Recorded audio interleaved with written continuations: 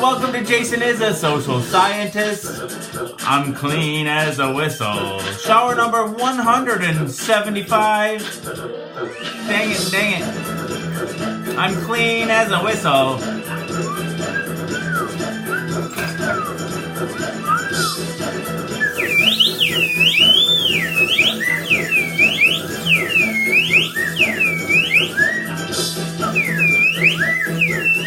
Hey, Tatum and Bill. Clean as a whistle, or will be. Hey, Ayla Burger. Well, I appreciate you. Laura, after the shower, guess what shirt I'm gonna put on? Oh yeah, I found it. I'm clean as a whistle. Hey, Mark Captain Orchard. Shirley Fields. Hello, everyone.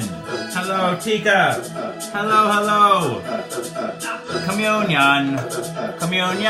All aboard. All aboard. Yay. All right. Here we go.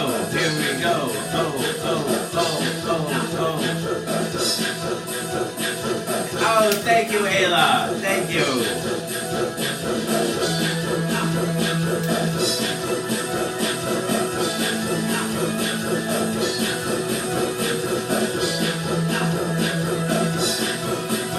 Ashley Nicole Horn. Hello. Welcome to Jason is a Social Scientist.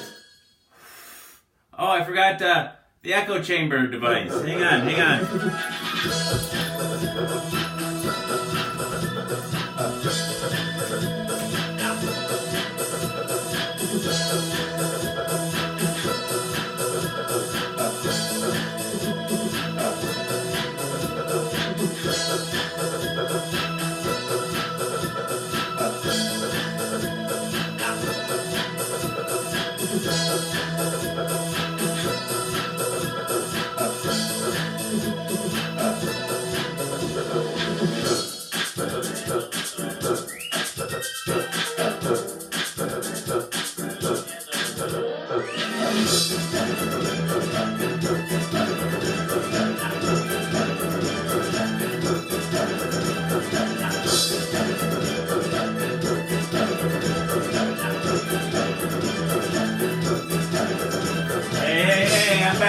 I'm back.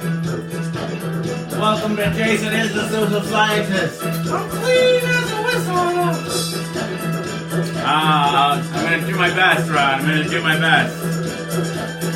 When you're this dirty, you get. I don't know if you can get clean. I don't know. Part of the reason I call it I'm clean as a whistle. I talk about the, like small achievable goal. When I'm really depressed, but, I think also the reason it's like the show is sort of focused, my whole life revolves around HIV, right? When I was first diagnosed with HIV, I just felt really dirty. Like, the kind of dirty that doesn't come off. Dang it, double dog, dang it.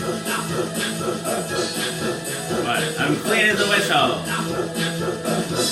Getting sick does not make you dirty. Alright. Okay, let's see.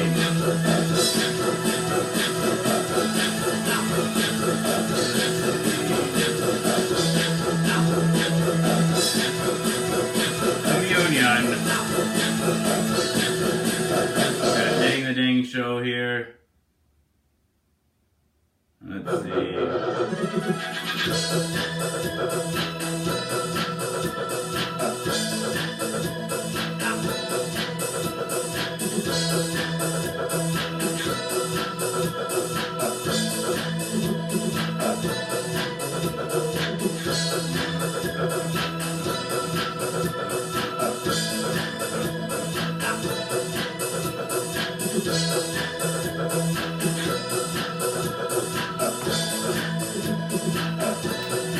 Hey Joe, hey Carl, hey Courtney. All right.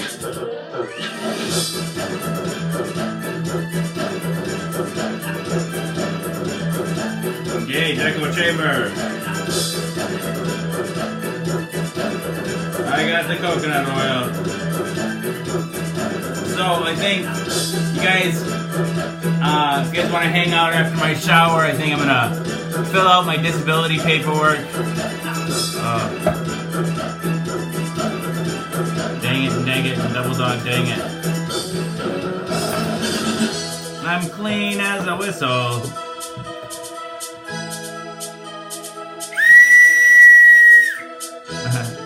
Oh, thank you, Ashley. The positive energy when you're, I don't know. When you're HIV positive, you don't have any choice but be positive all the time. My whistle's broken.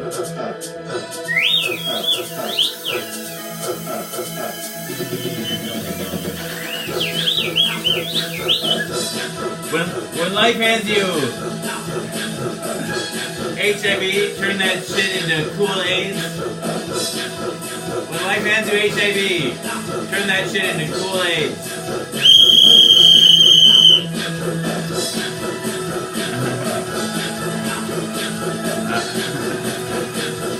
Tell me once in a while clean Jason smells like.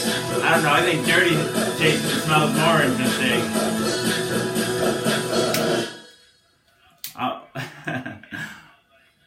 I don't think anything but a brand new whistle is really, or maybe metal whistles can be cleaned well.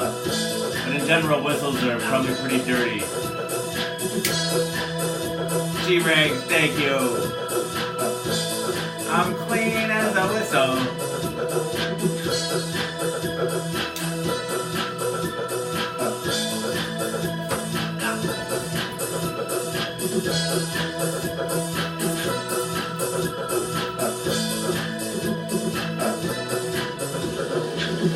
All right, Barbie.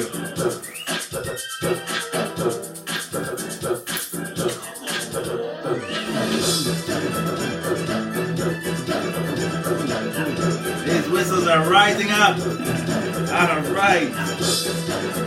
All whistles make a stand.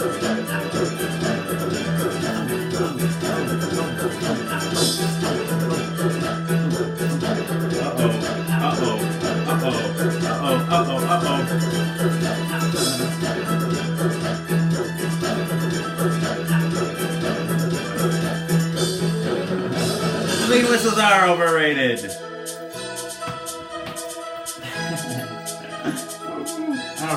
All right.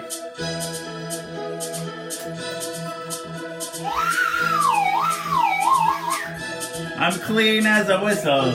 A wood whistle is almost impossible to get clean, I think. My weenus. What's with you people? Peen, weenus. Whatever happened to the good old penis or cock or dick? Pecker. Hey, what the heck? Peen and weenus? What? Alright, it's alright.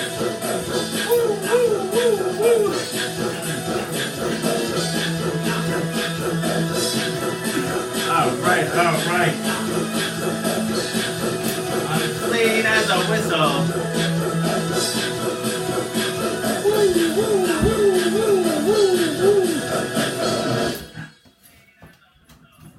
Alright, you wanna see it? Here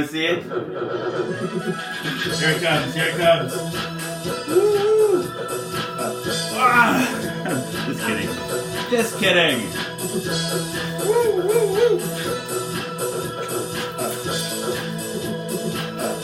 I'm clean as a whistle.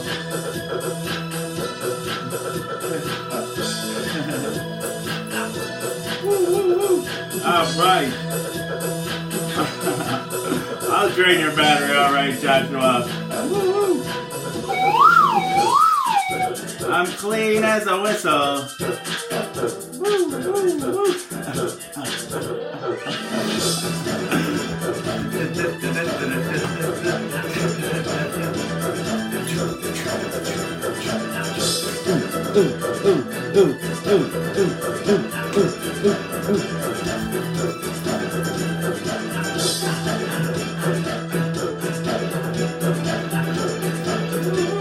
shake that butt. Oh yeah. Oh yeah. Oh yeah. Oh yeah. Oh yeah. See, we're not too low here, are we?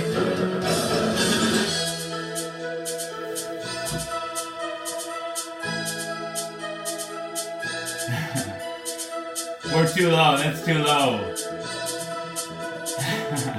Dang it all the heck. Hi. Whoa. Let's see.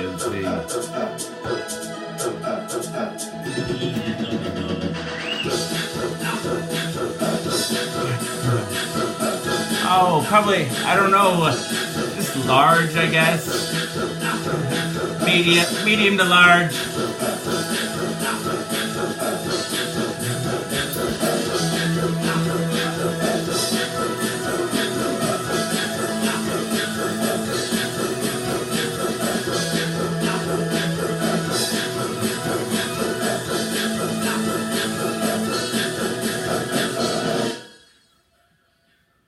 Still too low, I think. We're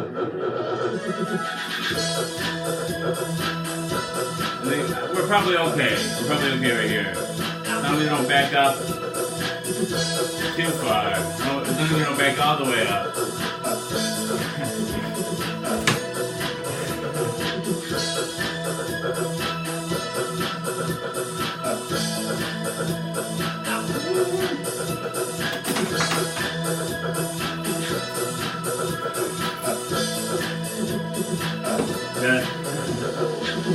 Little maintenance to do. We got a little maintenance to do. I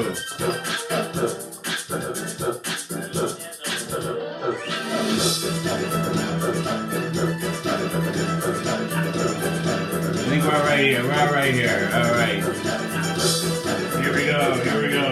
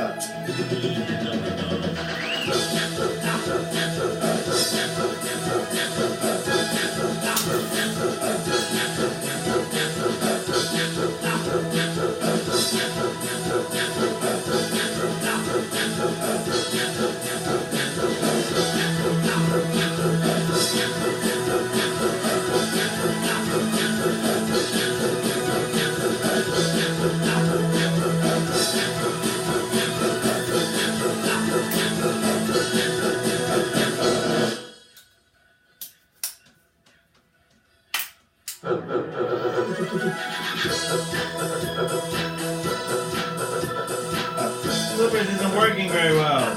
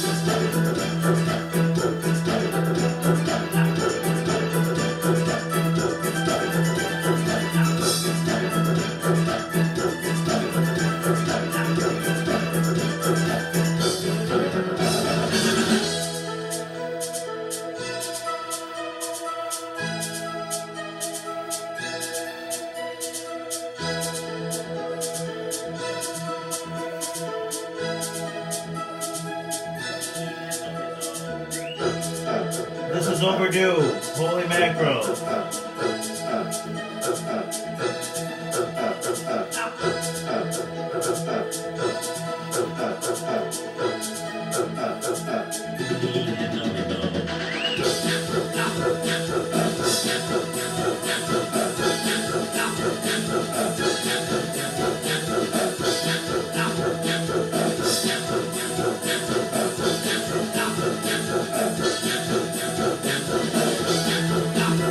I think it makes my penis look bigger.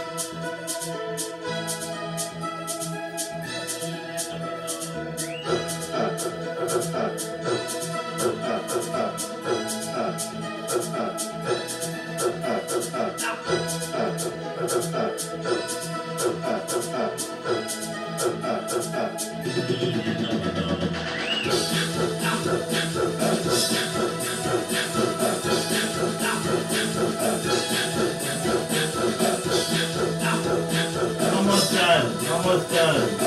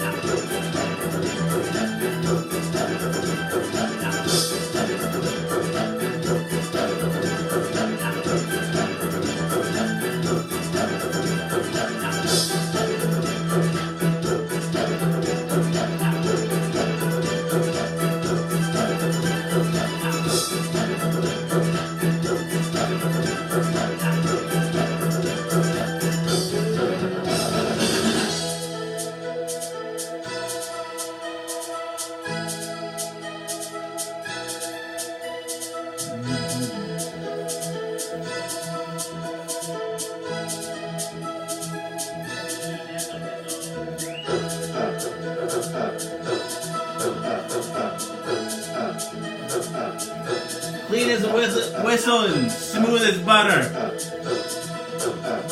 All right.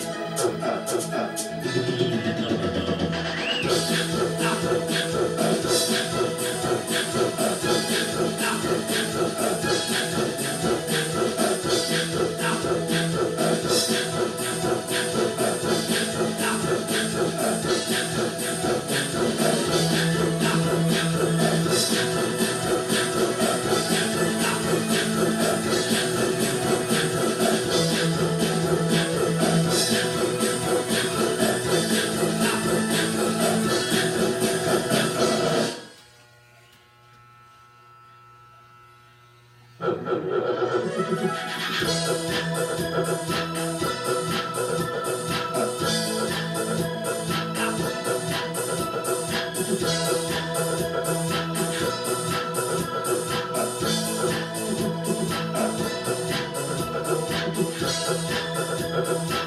my pubic hair is starting to turn gray. Not fair.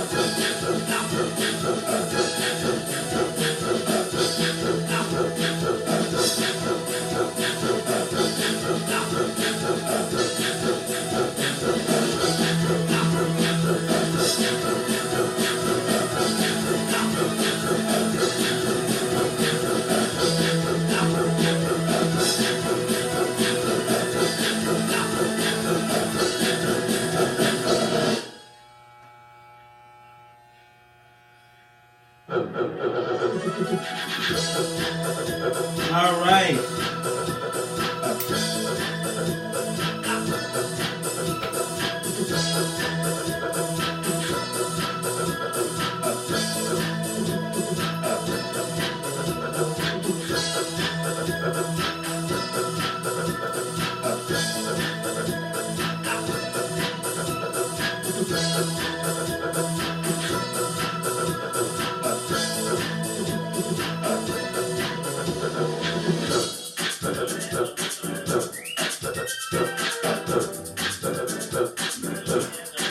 Yay!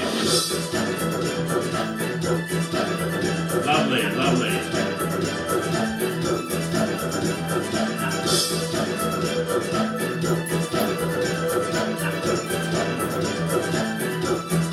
All right.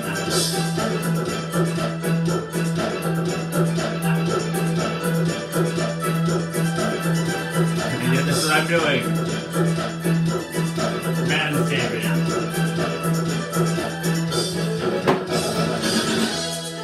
All right.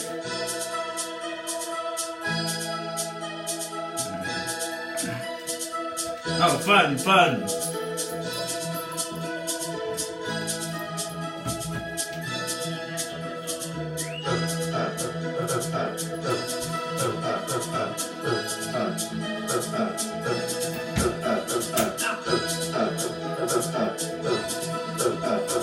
All right. Time to get wet. Time to get wet.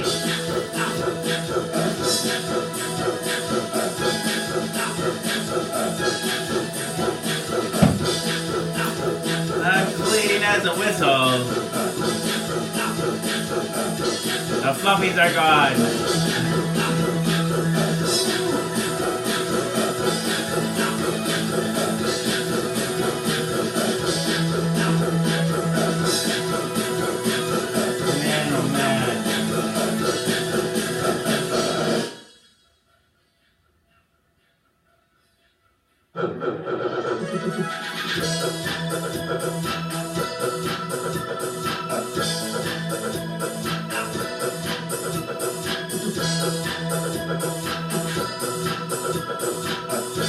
All right. tonight. Communion.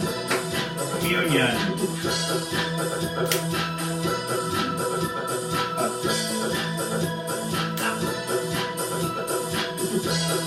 Jennifer's already wet. Sweet, sweet.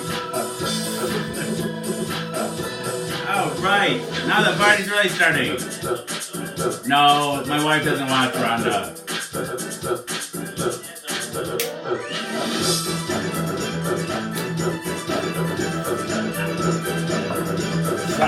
Sagar, hello. Louise, hello. Hello, everyone. It's time to get wet.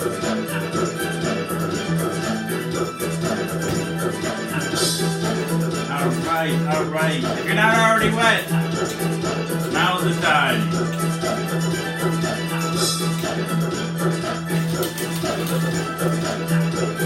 Y'all are nuts. Hey, Krista.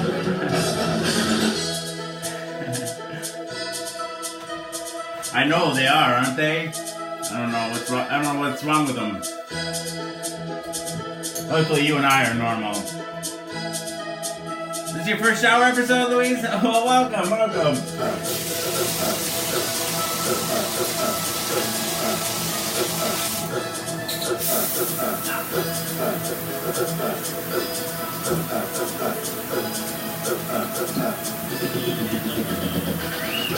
Clean as the whistle.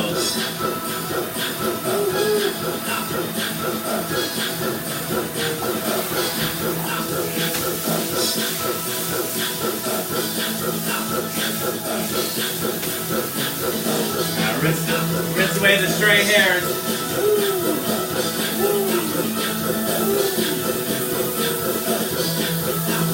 Sometimes you'll catch me do a double live.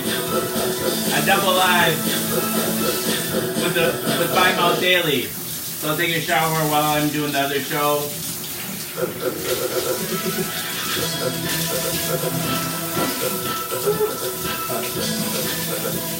I'm clean as a whistle.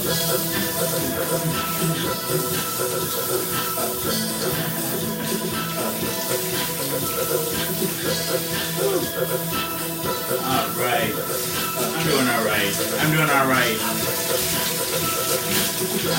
I'm wet and naked in front of all of you. Of course, I'm in a great mood.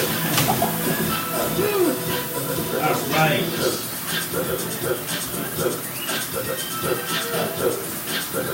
And shampoo. Hey, Amanda. This is therapy for us all. It's random.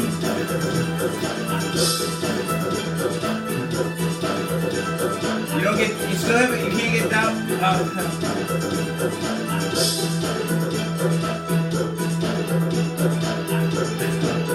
Seriously, for real though, right? Seriously. I like how you had that seriously at the end. Try to get a somber tone.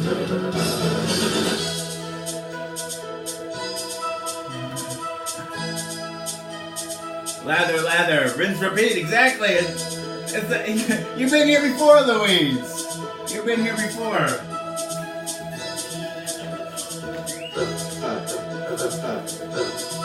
And rinse. And rinse.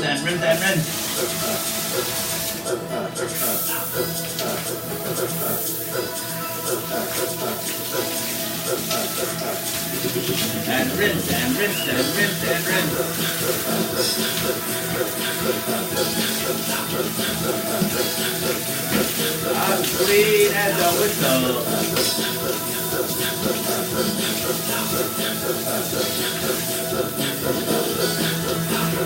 You worry about me. I don't know, that doesn't really feel even sincere. You're really worried about somebody, but you really be passive aggressively making snide comments to them. I don't know. I wouldn't.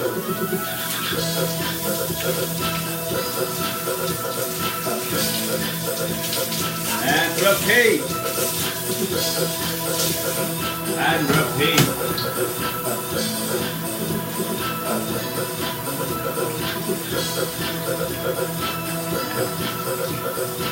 Jennifer and Jessica naked. Woo!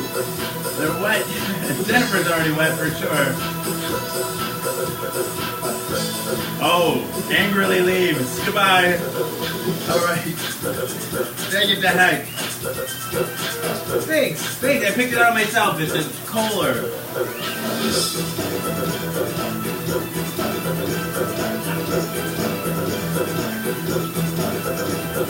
I'm doing alright, Alexis. How are you?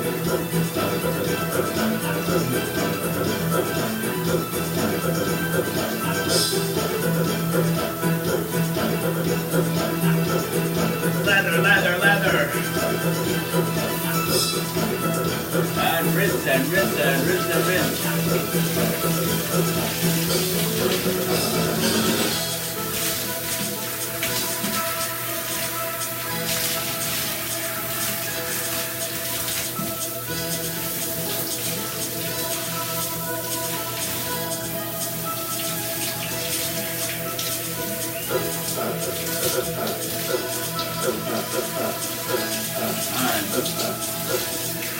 Time to get conditioned.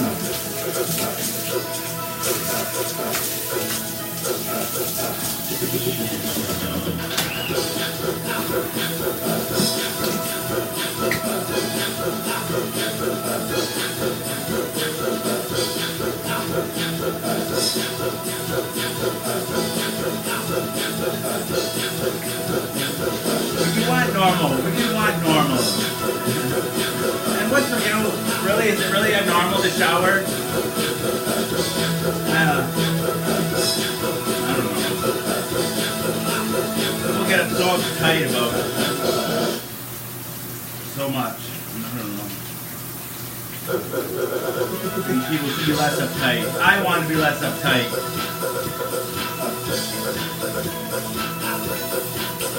I want to be less embarrassed. In junior high, I was too embarrassed to shower with the other, and it was embarrassing.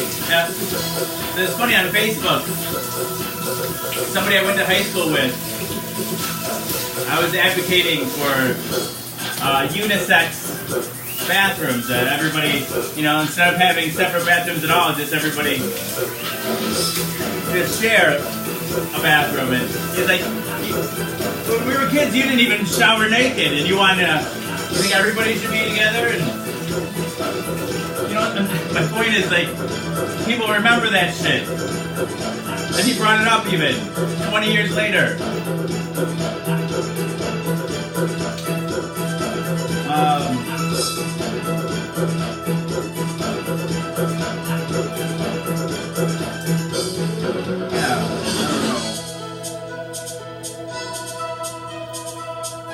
I'm tired of being embarrassed just for being human.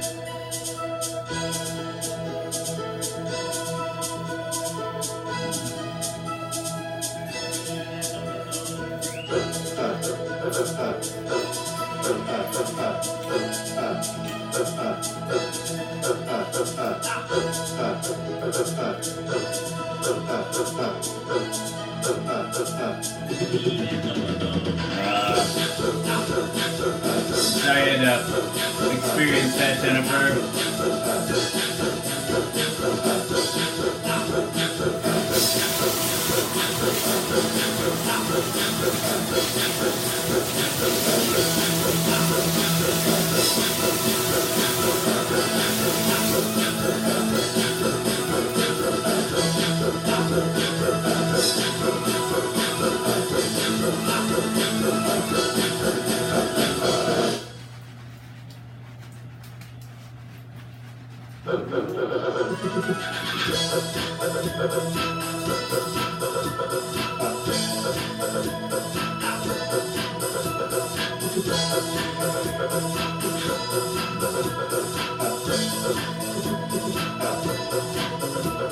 I guess I don't understand, Joshua.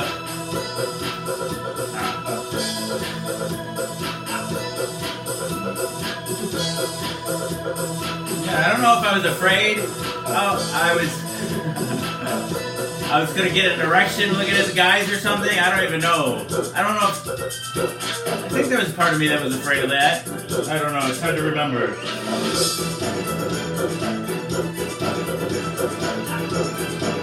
I didn't know how. You know, I was afraid I was gay. I was afraid. I didn't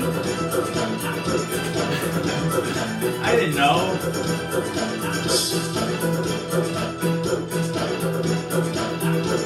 I still don't know why I'm attracted to the people I'm attracted to. I don't know.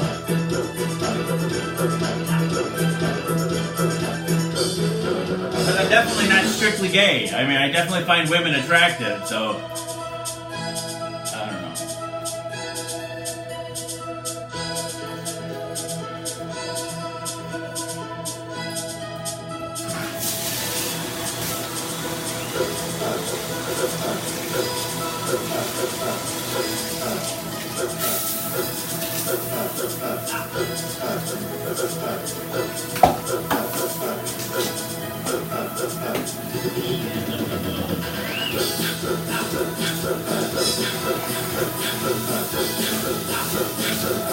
All right, group shower.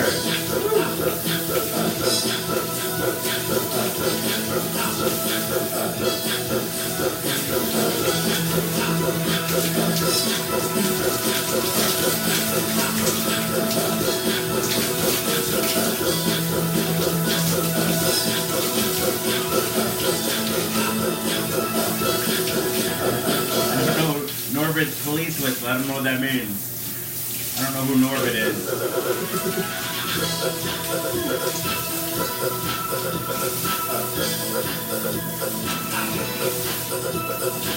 I'm clean as a whistle.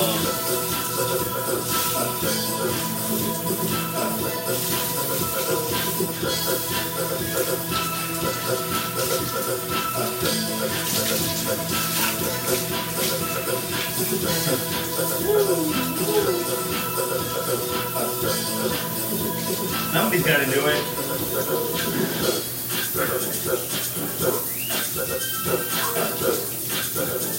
Clean as a whistle.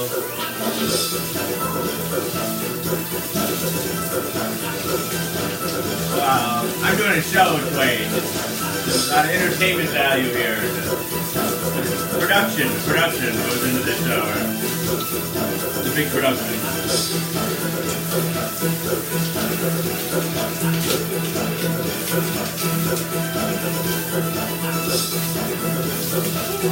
All right.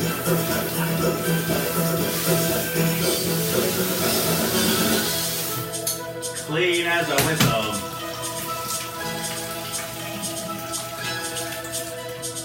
Yeah, it's morning. It's probably almost 10 in the morning now.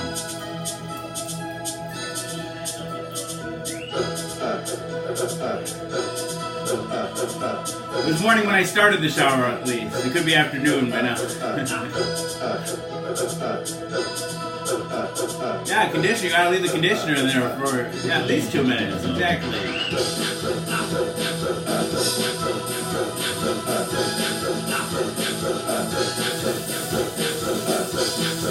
Sagar.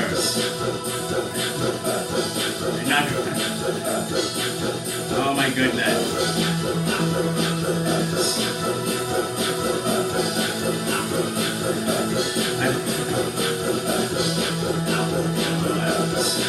I don't tell people what to do because it doesn't really work, but hopefully Louise is welcoming you know, I don't know. Oh, that's so good.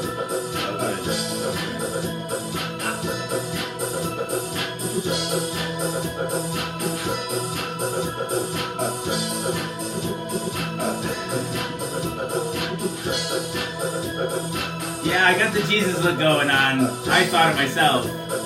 But, yeah, the guy who I bought my weed from said, you look like Jesus just the other day. He watches the show, too.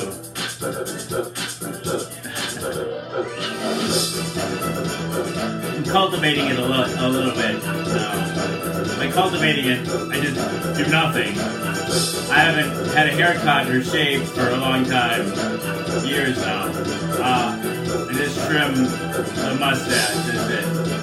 Just trim the mustache.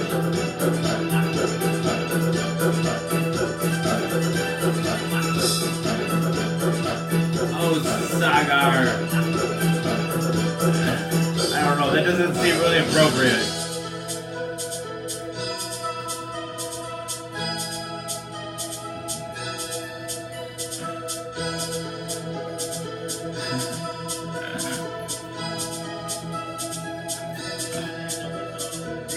Hey, Sidwell. Yes, I like to say I'm the quintessential wallflower. You know, like, I just was like, do anything to blend in. And, I don't know, I think just through circumstance, I don't know, I'm like an introvert that's been wrenched and torn inside out. And so now I'm just left exposed, like an introvert, torn inside out. Now I'm just exposed for all you to see. My guts just hanging loose. You guys get to see all my guts.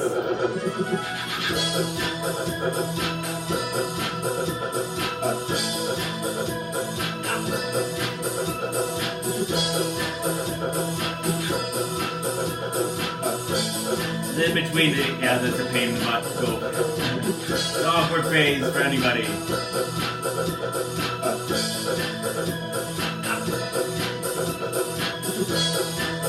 How are you, Susan?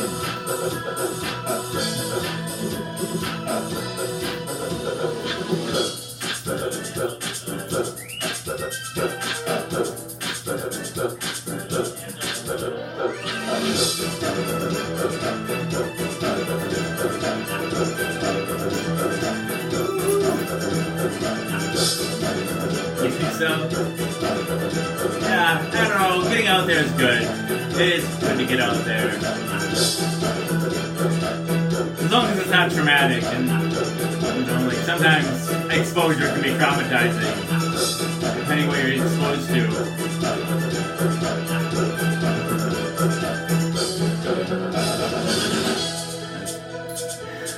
Thank you, Jessica. Mwah.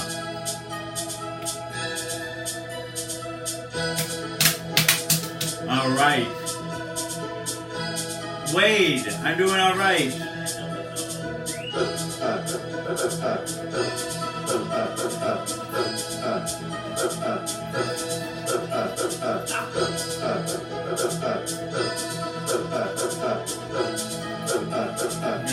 Let's see. We can move on to the other room now, I think.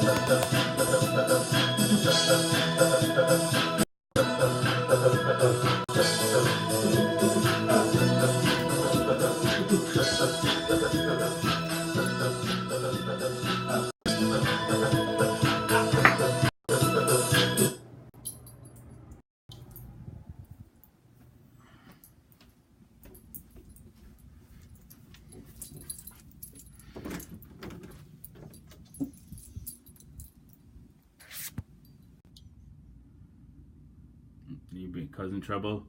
Are you causing trouble? She had snuck to the garbage when I got out of the.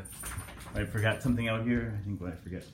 Get that had to come back for the weed or something, and When I came back out, she was in the garbage. All right.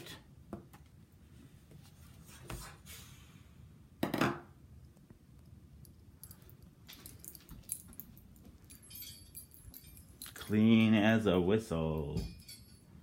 Clean as a whistle. She is guilty. She's a guilty, guilty dog. I blocked the garbage now though, so with a ramp. So she couldn't get in there.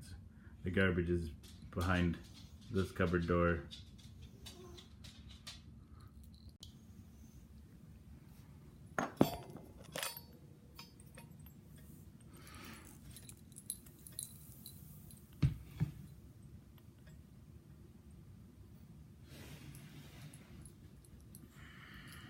Let's see.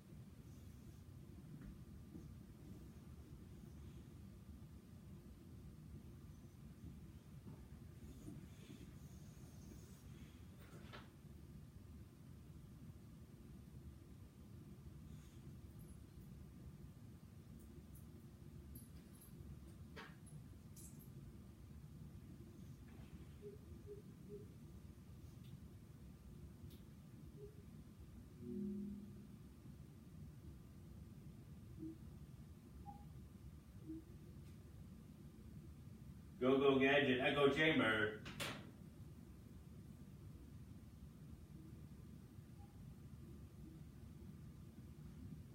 Go, go, gadget, echo chamber.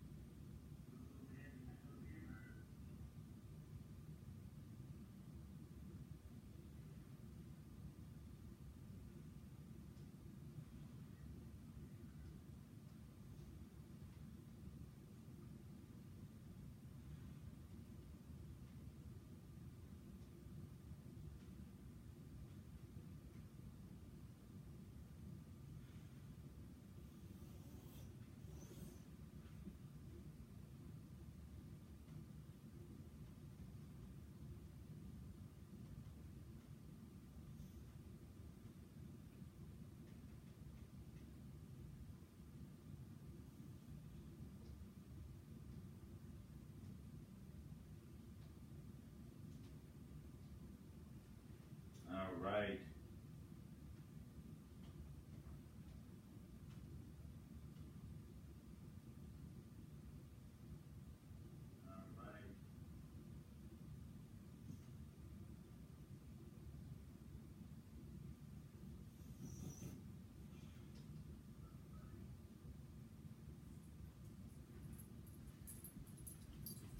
Feast your eyes as I moisturize.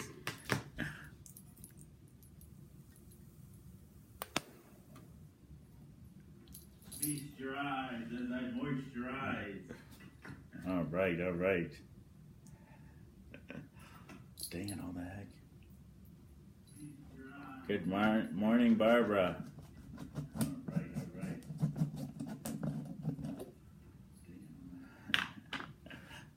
That you were already wet, Jennifer. You were already wet. Here we go. Uh-oh, uh-oh. It is indeed. You were already wet, Jennifer. You were already wet. Here we go. Uh-oh, uh-oh. Woo! It is indeed. You were already wet, Jennifer. You were already wet. Here we go. Uh-oh. Woo!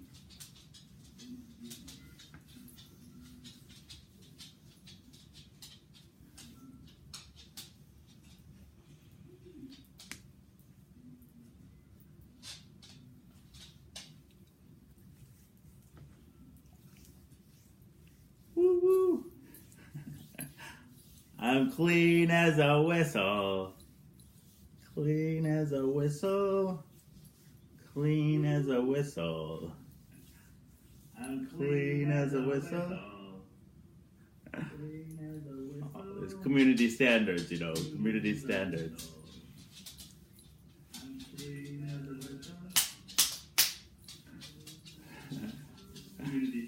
I'm moisturizing, Linda.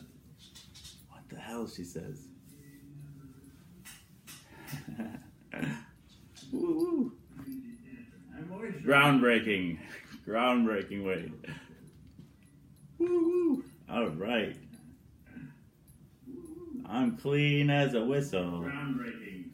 Groundbreaking, Wade. Woo woo. All right. I'm clean as a whistle.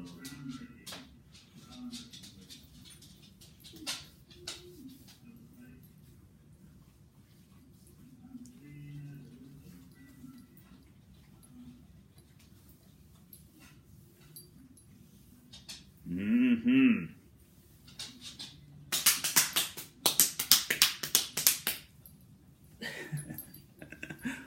Dang it, all the heck. Everybody's so quiet.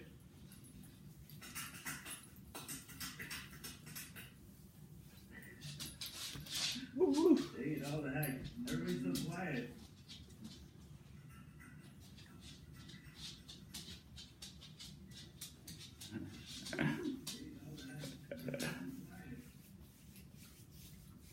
Yeah.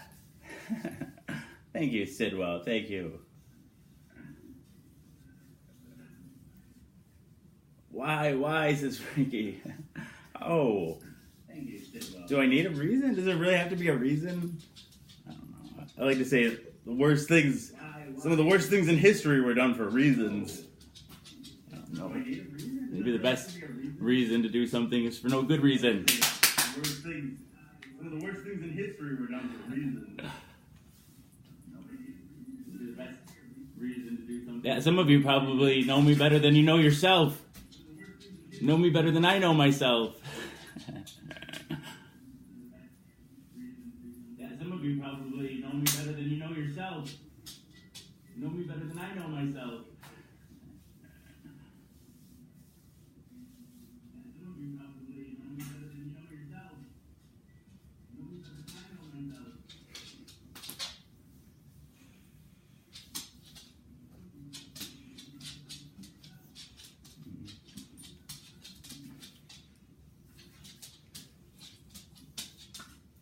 But yeah, there's a reason. There's a reason, Frankie. This show is focused on mental health. Believe it or not, the emphasis of this show is how to stay mentally healthy. This show is focused on mental health. I have another show where I embrace stigma. On my other show, Jason is a social scientist, by Mouth Daily. I embrace the stigma of mental illness. I embrace the stigma of HIV. But you know, like, my whole life isn't about embracing stigma. I want to be healthy too, right? And I don't know, for me, if I haven't showered in 7 days, there's a pretty good chance I'm depressed. So, for me, not showering is depression. Not checking the mail is depression. Not going to work is depression. Not checking my email, not paying the bills, not going grocery shopping, not getting out of bed, that's depression. Rather than beating myself up for all the stuff that I'm not doing, I pick one small, achievable goal that I can do. And for me, that goal is to shower. Rather than beating myself up for all the stuff that I'm not doing, dang it and double dog dang it. I don't always achieve my goal. Not every day is a success. And I've been especially down lately. I haven't showered since Monday. So, you know, not every day has to be a success. I've been especially down lately. I haven't showered since Monday. Thank you, Wade. Thank you. Not every day has to be a success. Excuse me.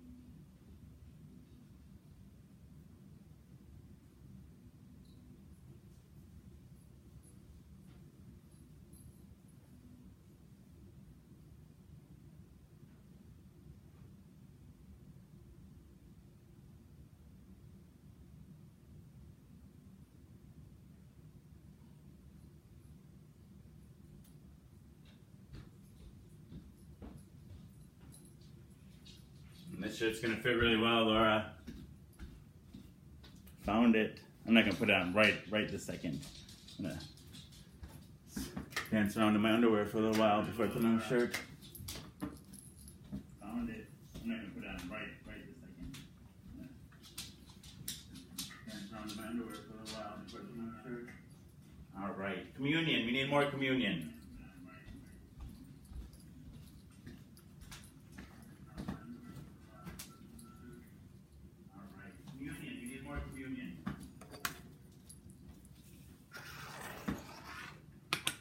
Much love. Thank you. Thank you. Lori, back at you. Much love. Thank you. Thank you. Okay, back at you.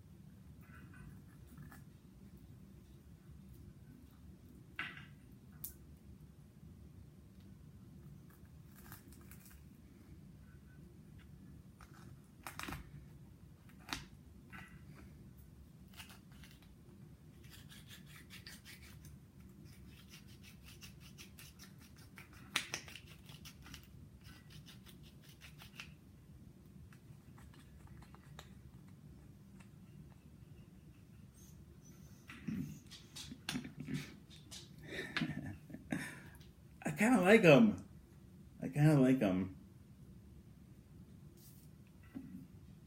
Thank you, Krista. I kind of like them.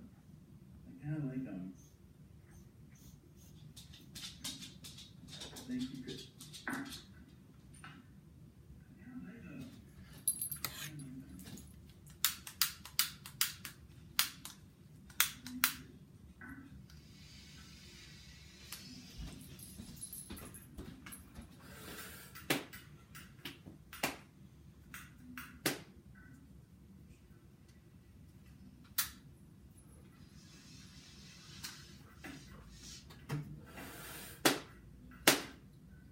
My replacement phone is coming tomorrow. It's coming tomorrow, so I can go back and do shows on the road again. Right now, I'm stuck to any place that has Wi-Fi signal. Coming tomorrow, so I can go back and do shows on the road again. What you eating, Carl? What are you eating? Stuck to any place that has Wi-Fi signal.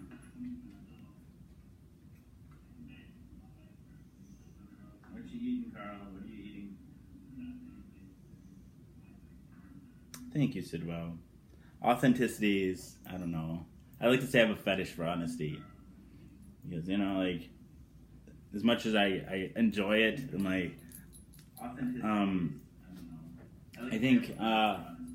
think sometimes, you know, like, as much as I enjoy it, honesty, for honesty's sake, isn't a value in and of itself. I think there's nothing inherently more moral about the truth. I think often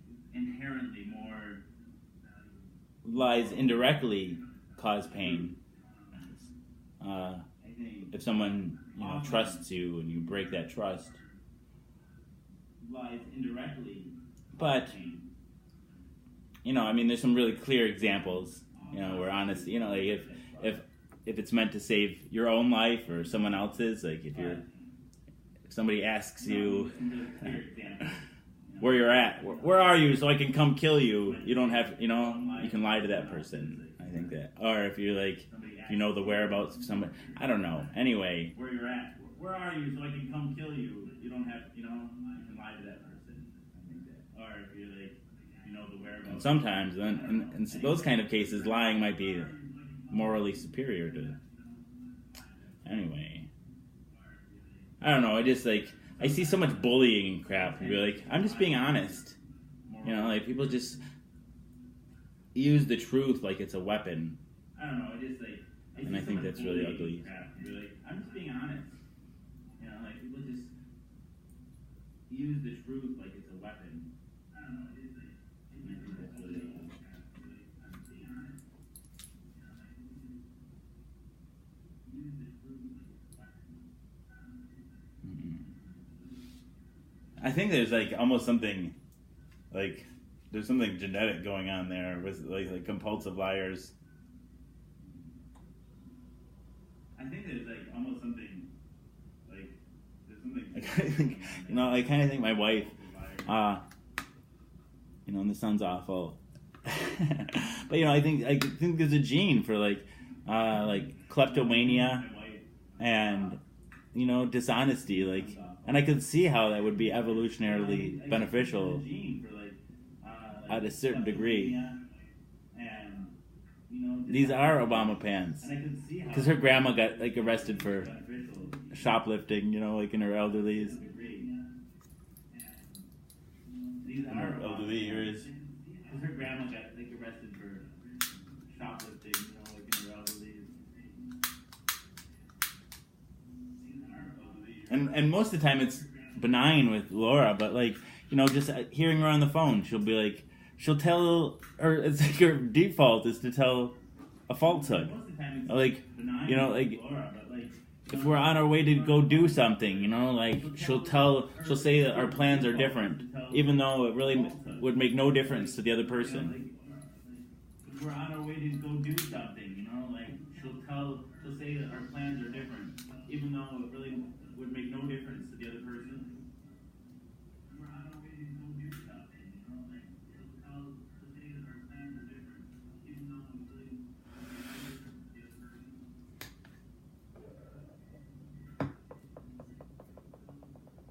person. Hey Jennifer, these are Obama pants though, Louise. Indeed, good eye.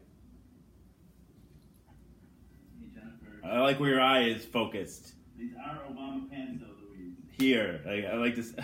People will be staring at my groin area and be like, my Obama's here.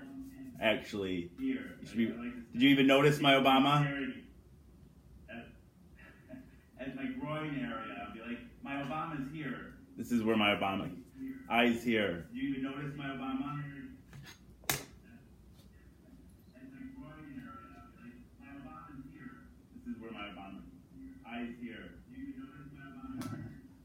No, you were good. Your eyes went over to the left or right or whichever. Other people were like, I didn't even see the Obama. No, you were good. Your eyes went over to the left or right or whichever. Other people were like, I didn't even see the Obama. No, you were good. Your eyes went over to the left.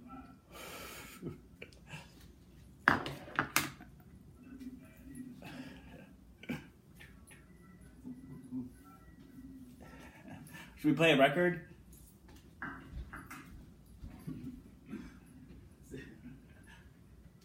See, I was talking about you, Laurie. I was talking about you.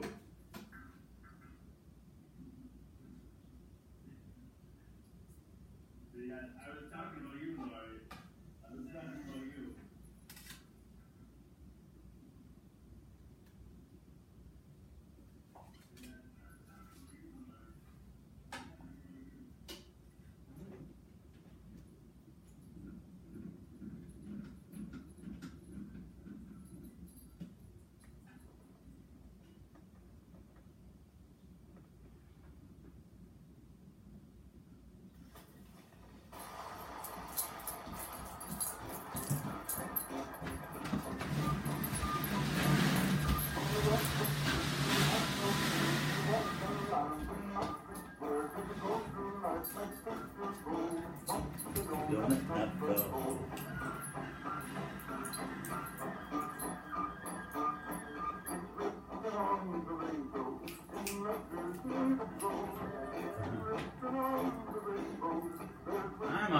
I'm all right.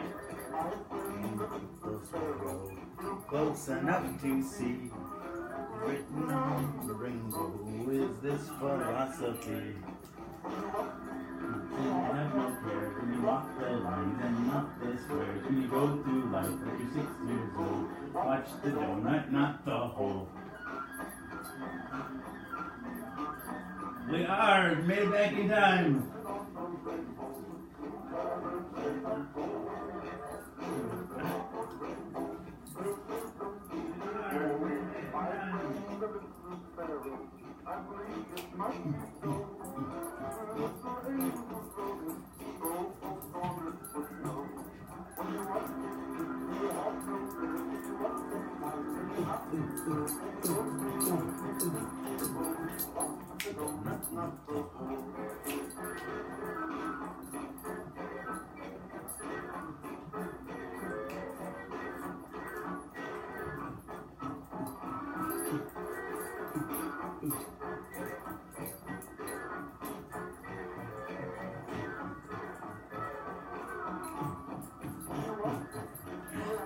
Thank you, Lucy.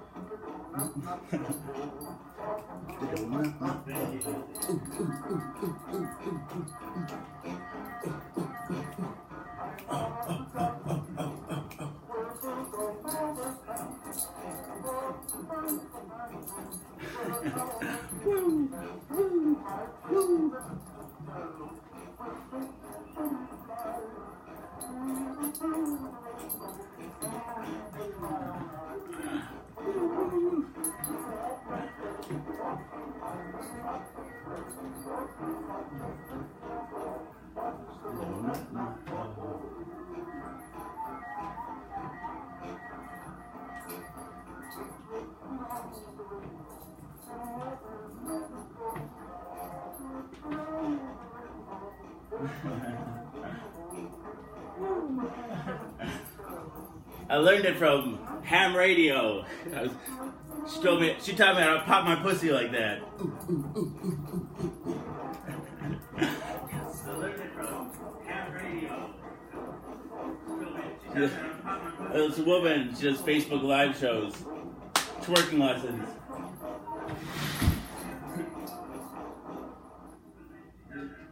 This woman, she does Facebook live shows, twerking lessons.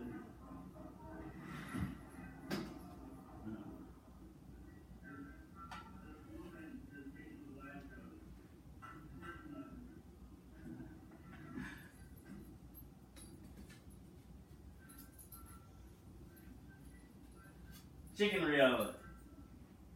See you later, Hush.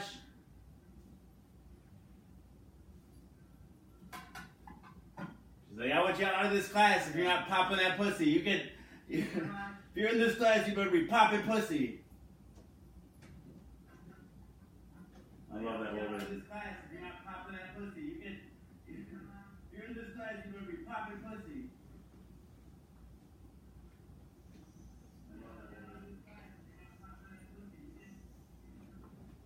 Twerk, it's like twerk boot camp. It's twerk boot camp.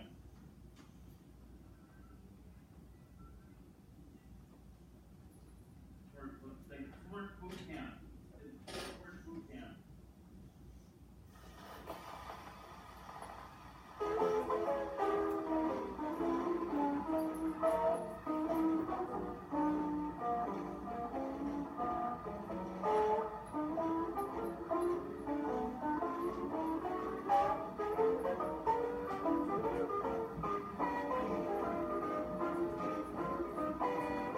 This is Les Paul. Chicken Rio.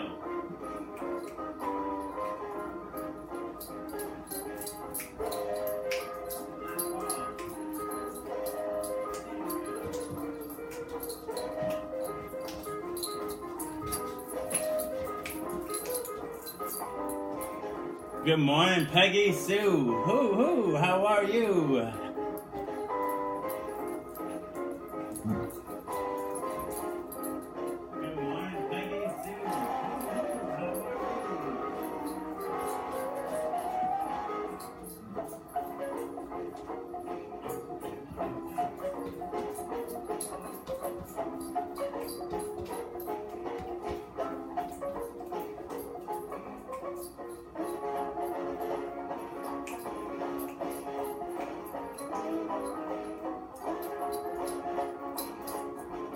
Thank you, Aspen. Woo, woo.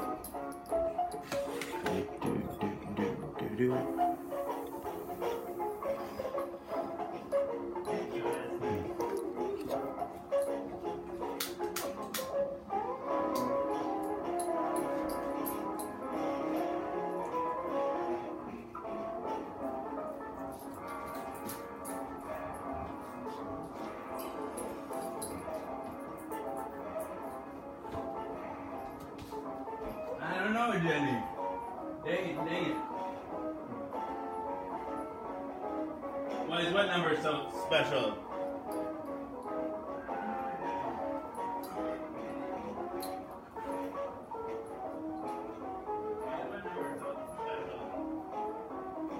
Hey, Louise. Chris has got the weekend off. Nice.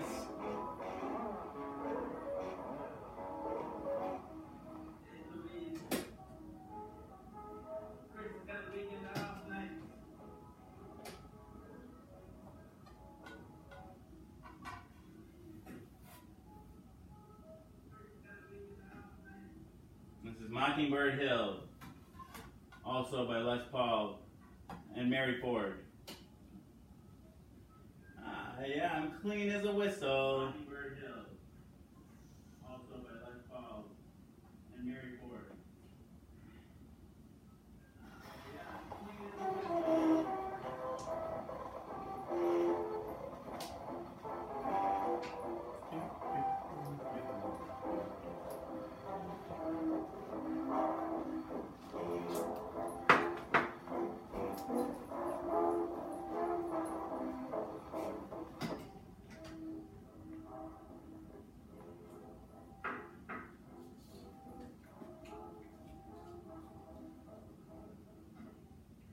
Can somebody try to suggest Jenny log it out of Facebook and log back in?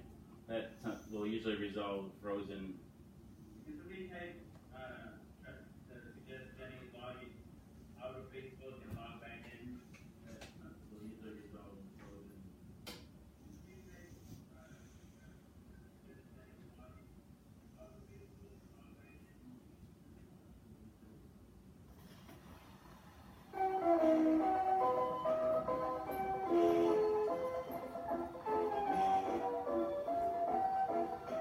Fresh needle.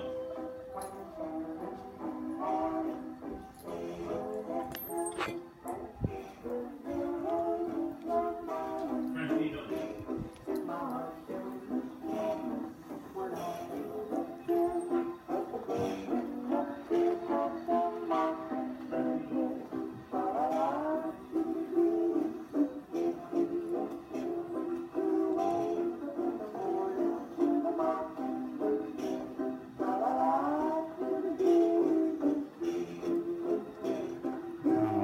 Pain in your inner gland. I'm sorry. Dance very slowly. We'll dance slowly.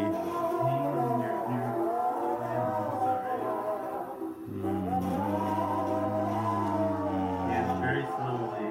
Dance slowly.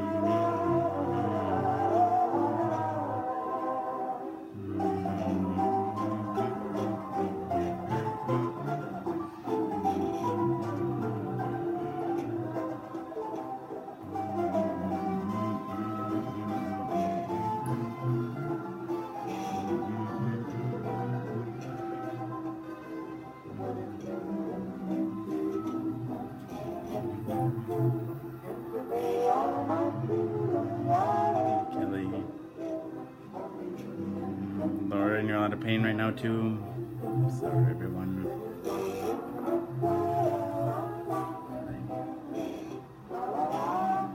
Laura, and you're in a lot of pain right now too.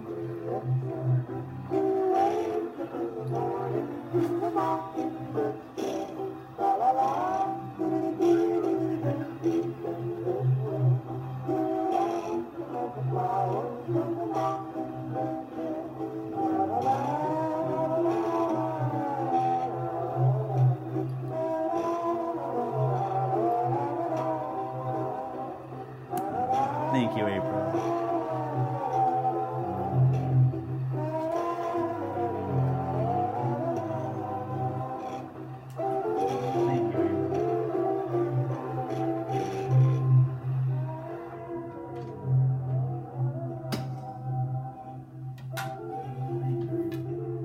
Yeah, I mean, ibuprofen for inflammation, heat. I think would probably is since it's infection. I don't know.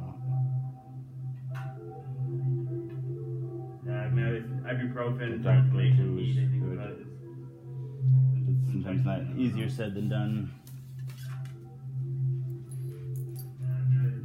Feedback here.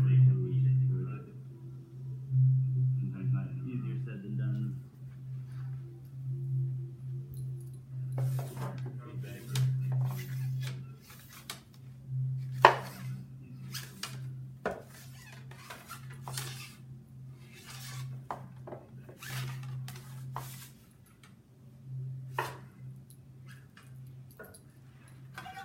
Listen to this one for a while. This one's always a sad one.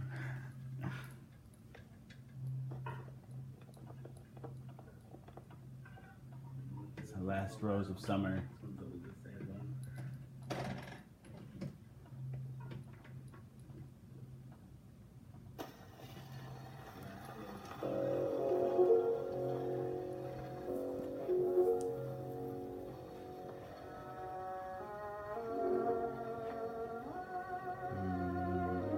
I love you too, Katrina. I hope you feel better.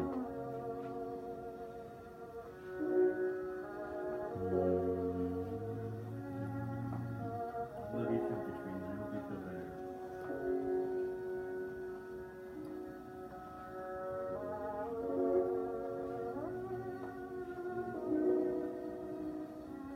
We'll slow the movement down.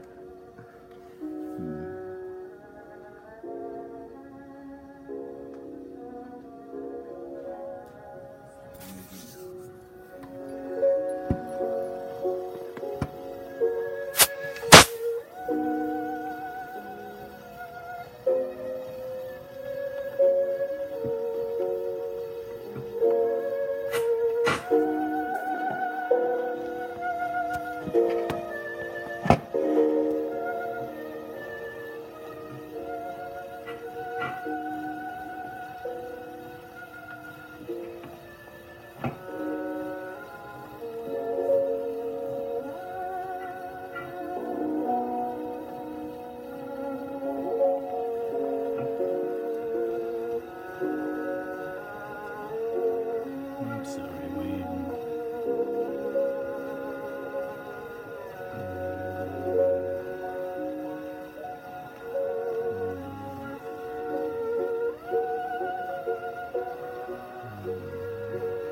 That's nice, Kelly.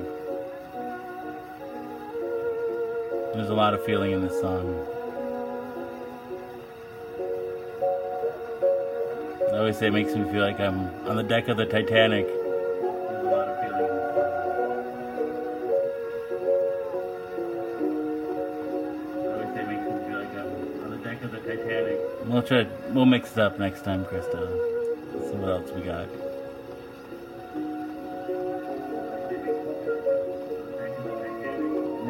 We'll mix it up next time.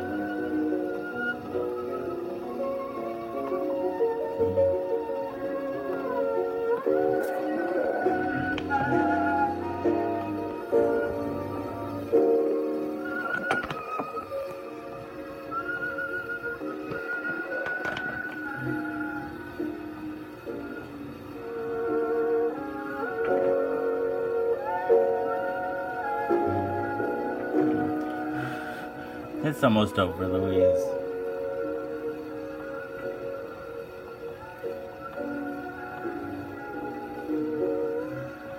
It's almost beautiful.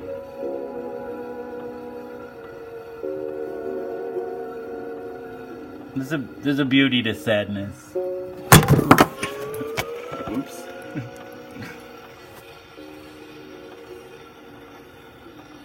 There's a beauty to sadness.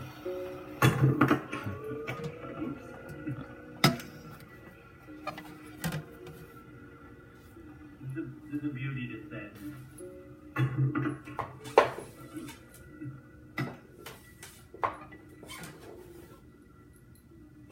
There's a beauty to sadness.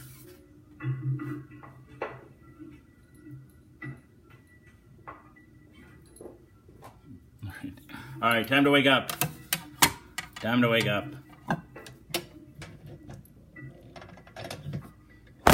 Whoa. Alright, time to wake up. Time to wake up.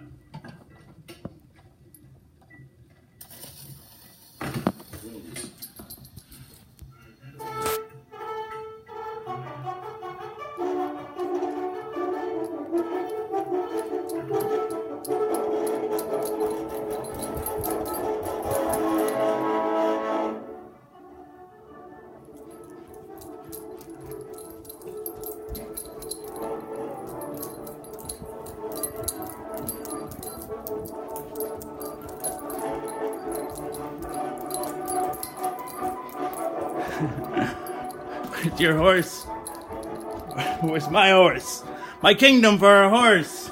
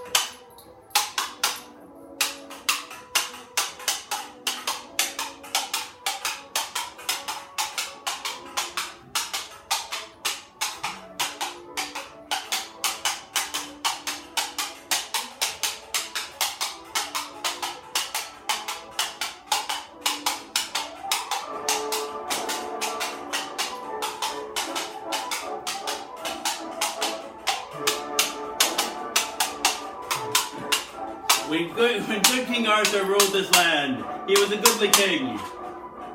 He stole 3 pecks of barley meal to make a bag pudding. A bag pudding he did make. And in it, he put two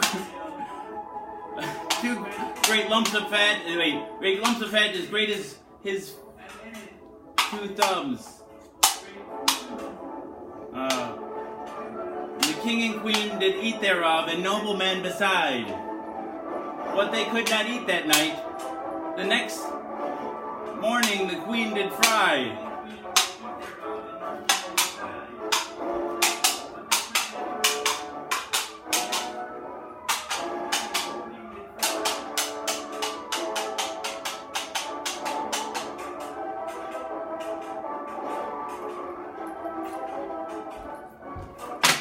I'm gonna put on my shirt.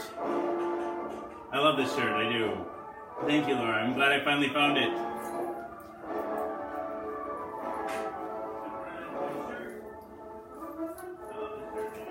U equals U. It fits amazing.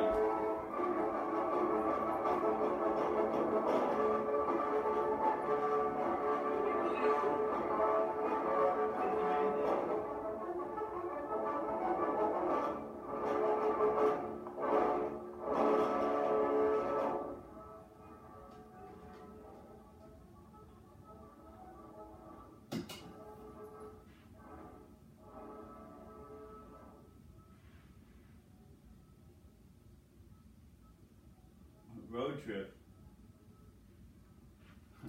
No. I don't have the means to go on a road trip. Although I will tomorrow. My phone's coming tomorrow. No.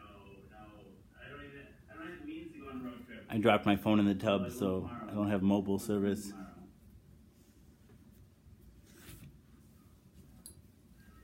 U equals U. Undetectable. Undetectable equals untransmissible. Facts, not fear. U equals U. Undetectable. I wonder if undetectable equals untransmissible. Facts, not fear. I wonder why the F and the S is red. I wonder if there's if it's just for visual appeal. I love it. I love it. It fits really well. Like super, I don't know, I like it. I like it. I love it. I love it. It fits really well. Like super, I don't know, I like it. I like it. U equals U. I'm gonna get HIV tattooed across my left breast, right here. I don't know. With the red, like the H and the V in scarlet letters, and then the I in uppercase, but kind of smaller, and then the I lowercase, and then pink.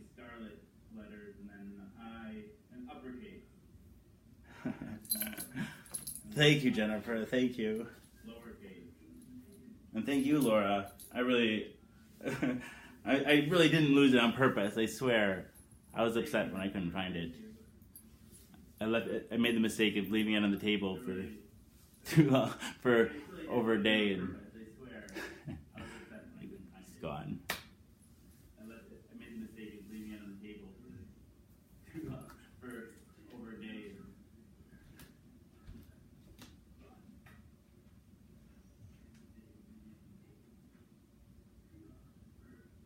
I am a tattoo virgin.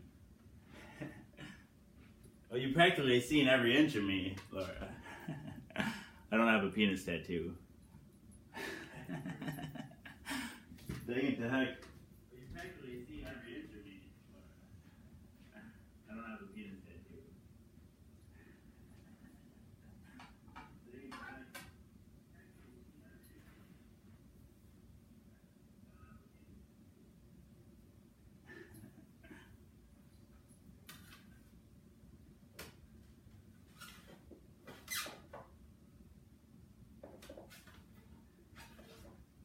I'm kind of nervous. It's like asking a tattoo artist to tattoo me. It's like almost feels like asking somebody to have sex with me. Like I'm just expecting them to have just anticipating a bigoted, like fear reaction.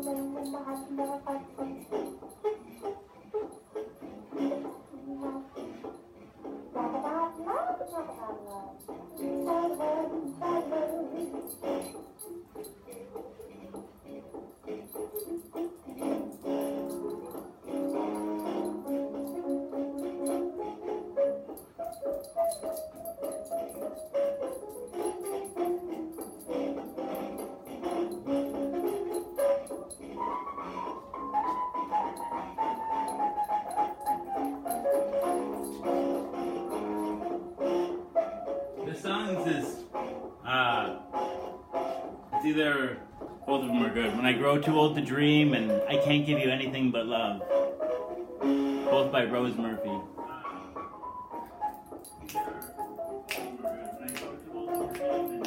I love her voice.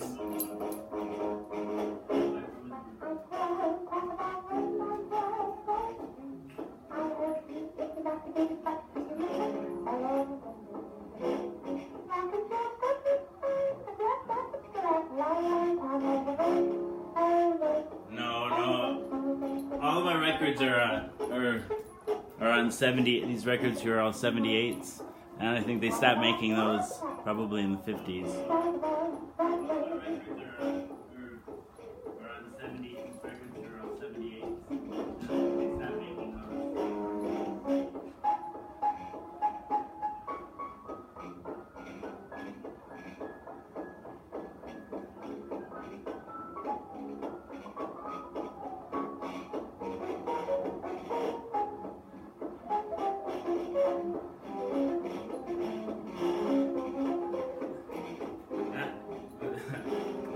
I got cylinders too. I don't know if you've seen this phonograph. There's the horn for it. I inherited from my parents. That's the reason I bought this one. When I moved out on my own when I was 18, I bought this one.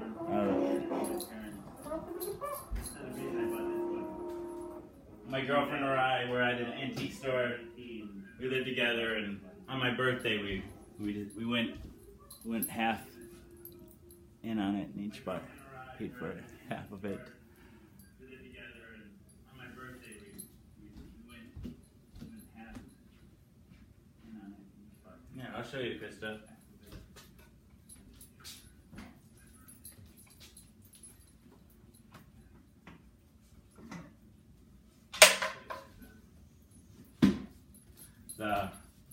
This is I'll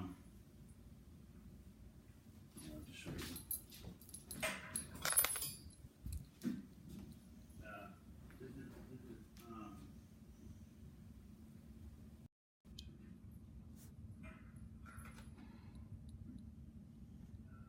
Let's see.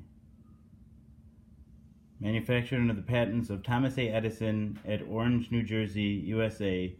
And the first patent date is May 8th, 1888, and the last one is May 31st, 1898. And it says this machine is sold sold upon the condition that it is licensed to be used or vended only so long as the serial number H74317 is not removed or changed in whole or in part, and that every possessor of this machine admits the validity of the above enumerated patents. I, as the current possessor of said machine, phonograph serial number H74317, I admit to the above enumerated patents as the possessor of the machine. So this, I was 11, I think I was 11 when we bought this. My parents bought it. And this sign was on it then. So this, I was 11, I think I was 11 when we bought this. I think, like I said, I think it was 1898. So, but I was 11 when we bought this, and I'm 39 now, and it was 95 years old when I bought it, or when my dad bought it. I was 11 and it's Edison. It's Edison home phonograph. And I'm 39 now, and it was 95 years old when I bought it, or when my dad bought it. I wonder if there was a manual. I was at an antique store recently, and they had a phonograph, a wind-up one. It was a Victrola, I think, and it played 78s, but I didn't see the manual, but they said they had the manual and needles behind the desk. Okay, so then, I don't know, we just crank it up here. Put this over here. I didn't see the manual, but they said they had the manual and needles behind the desk. Crank it up here.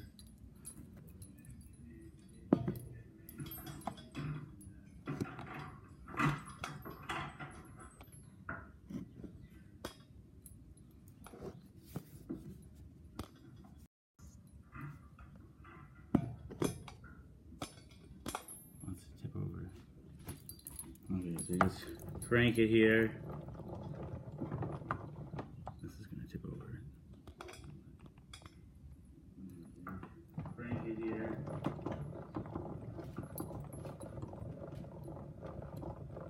Thank you, Louise. Thank you.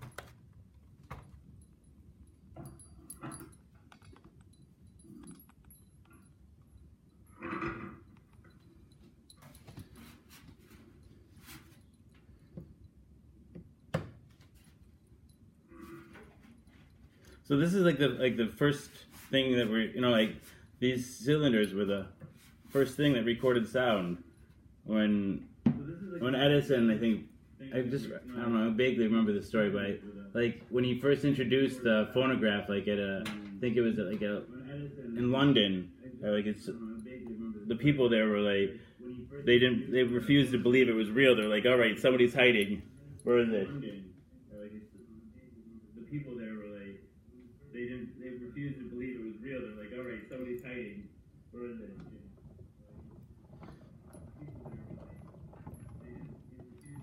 So yeah, cylinders predated records. So the cylinder just slides on this barrel here.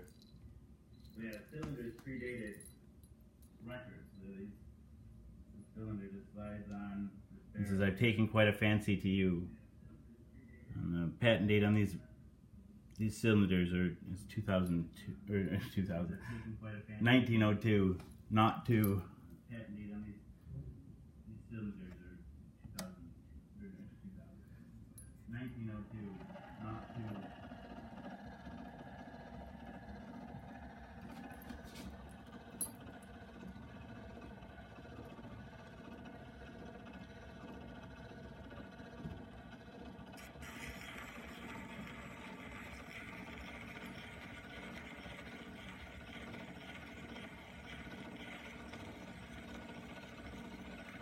We used to take this machine to the nursing home near where we lived.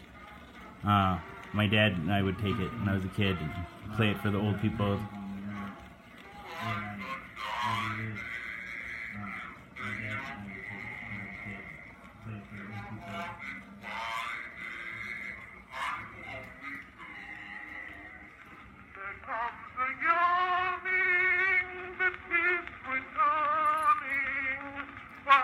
I'm learning how to tender feeling of something new comes falsely feeling to me from you. If this sensation is admiration, I wish you'd tell me what to do. I've taken quite a fancy to you, dear. I'd like to paddle your canoe. Fancy you could like me too, dear, or you wouldn't act the way you do.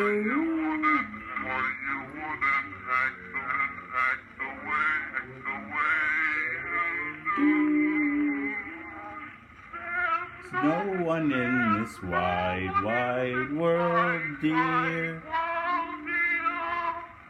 whose tootsie wootsy I would be. If you'd only take a fancy, dearly, to a fancy little girl like me.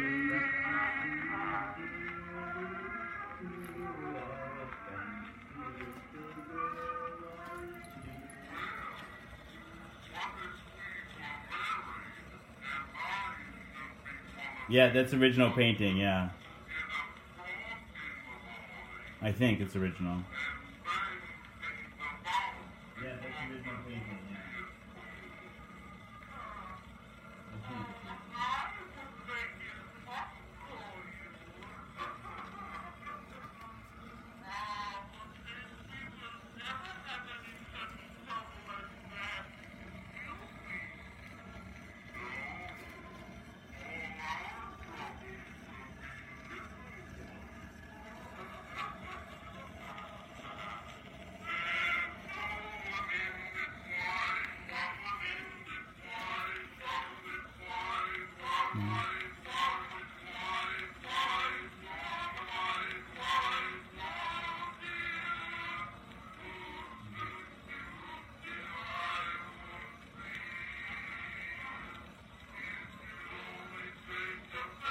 Oh, you're welcome, Robert.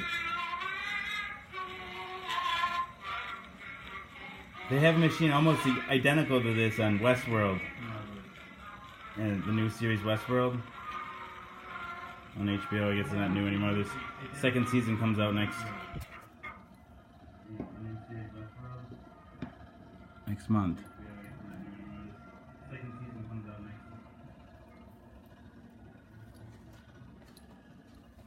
month.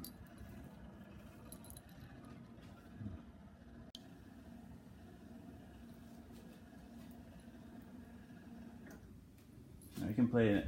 I'll play another one here.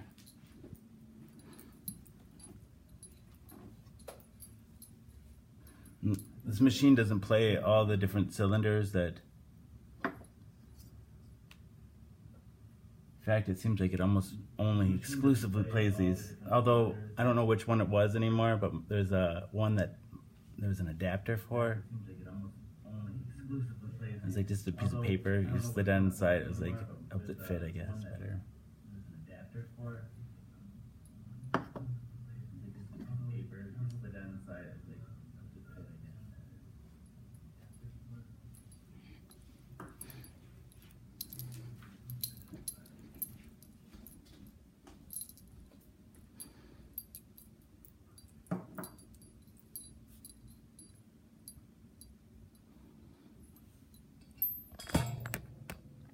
I'm not sure if I'm not sure if I know what shellac records are either. Are all 78s made of shellac, or I'm not sure what they're made out of even.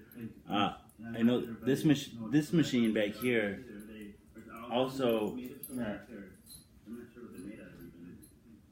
I know this machine back here also.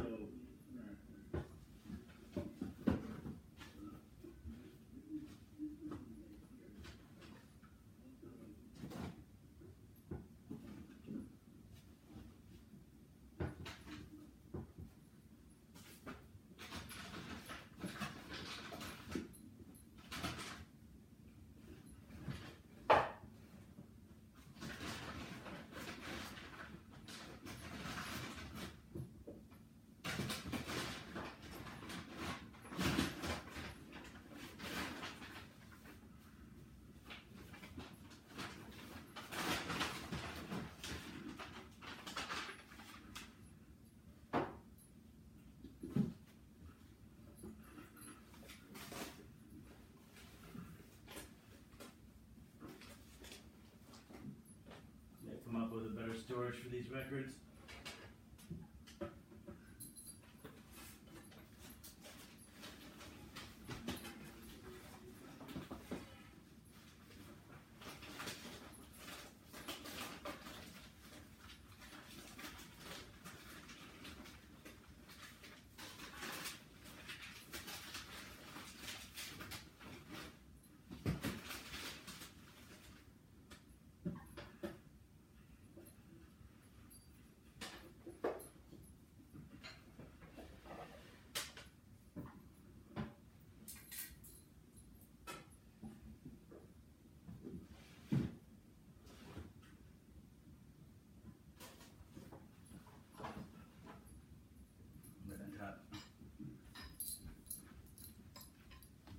So this is an adapter, like a different kind of like instead of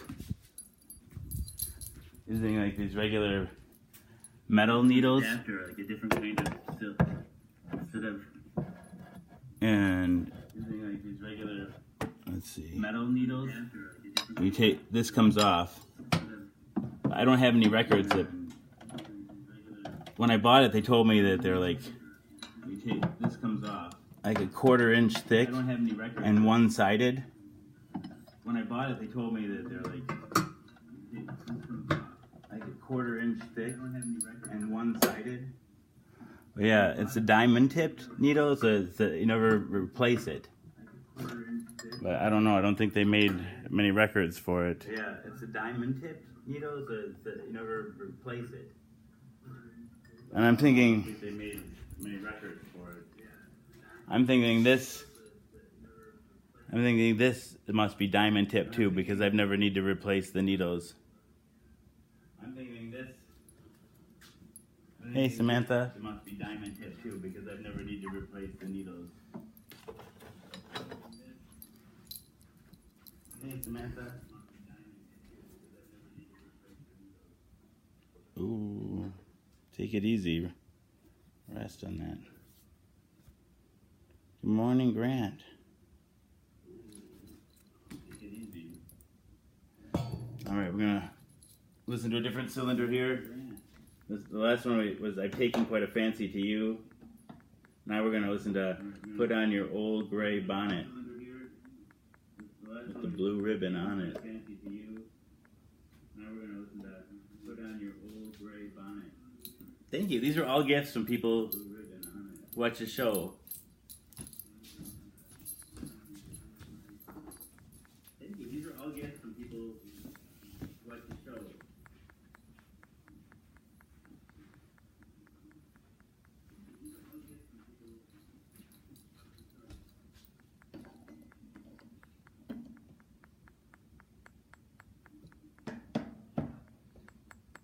All right, here we go.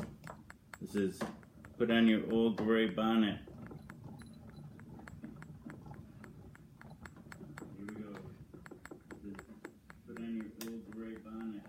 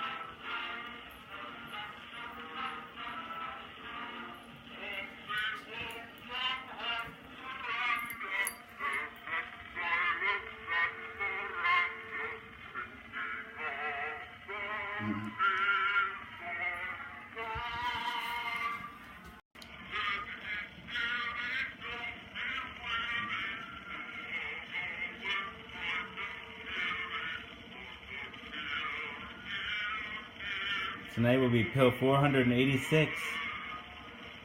So close to 500.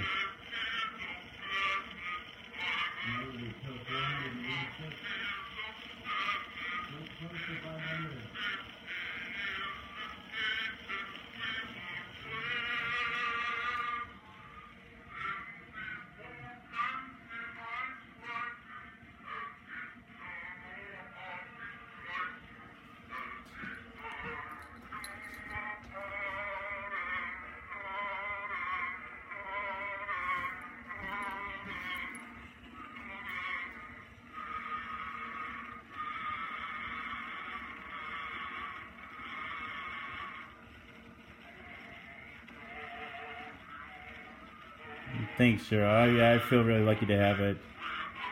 And it brings such good memories, you know, from being a kid and... Thanks, Cheryl. I feel really lucky to have it. And it brings such good memories, you know, from being a kid and...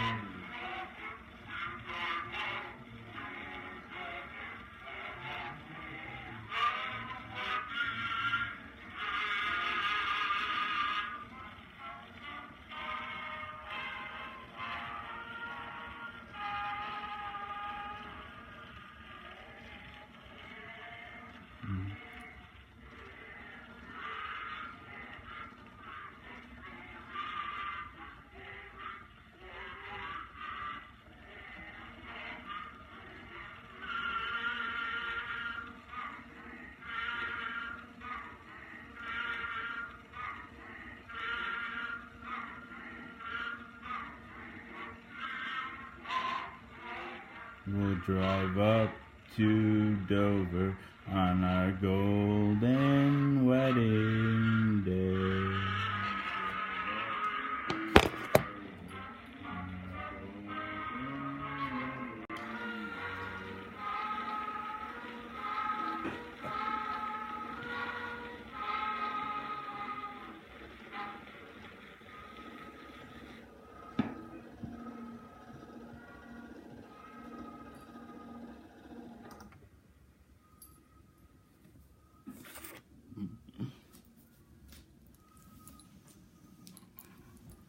It's early stuff.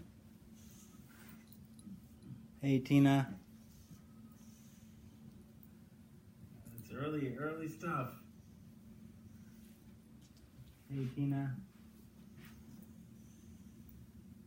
It's early stuff. Some of the oldest voices you'll ever hear. Before that, no one knew how to record sound. The oldest voices you'll ever hear. Before that, no one knew how to record sound. The oldest voices you'll ever hear. Before that, no one knew how to record sound. There's a certain sense of immortality. At least a lengthening of life. There's a certain sense of immortality.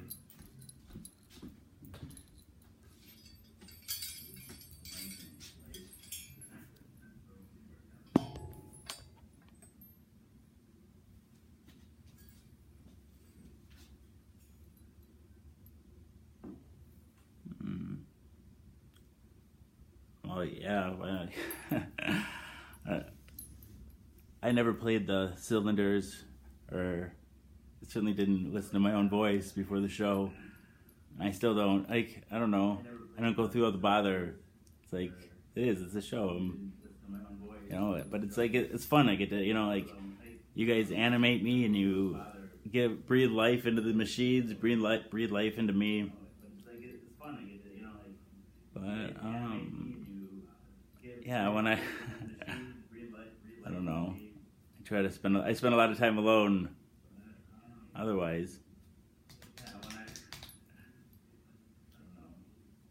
spend a lot of time alone. This is a good distraction for me, for sure.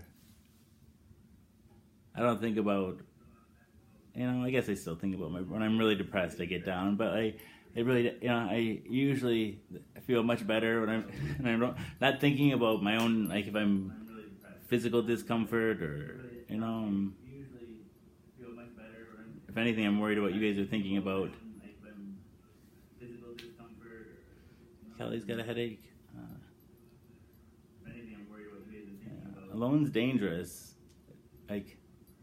We're social animals. Like when we're depressed, we're wounded, depression, psychic pain, right? It's processed in the brain similar to the way physical pain is. And I think, when we're really depressed or grieving or whatever it is, like a wounded animal, and our instinct is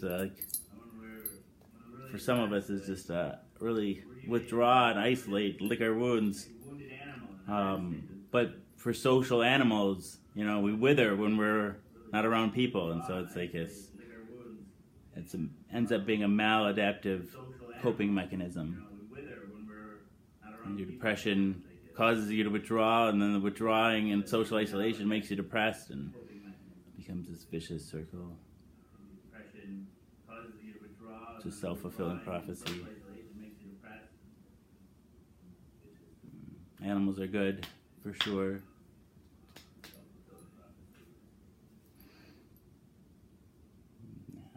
I do too, Lisa. The show uniquely makes it difficult for me to withdraw, right? It used to be even my closest family members, they couldn't, they couldn't really get a hold of me. I wouldn't really reply to texts. They'd go through my wife to talk, to communicate with me. And I go from that to here I am live for anybody to come talk to for 4 hours a day.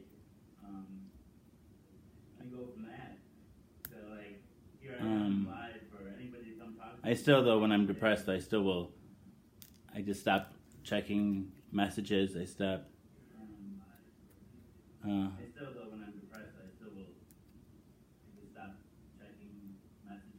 just shut down.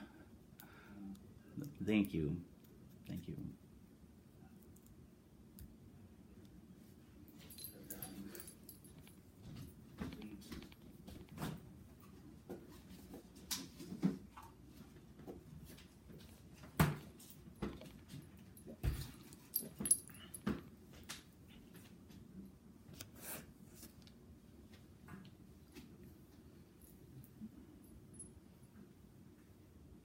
I was, I was withering, you could say. Yeah, I was withering, you could say. I was just gonna curl up in a ball in bed and stay there, wait to die. That was my plan. Still my backup plan. Curl up in a ball in bed and stay there, wait to die. That was my plan. Still my backup plan.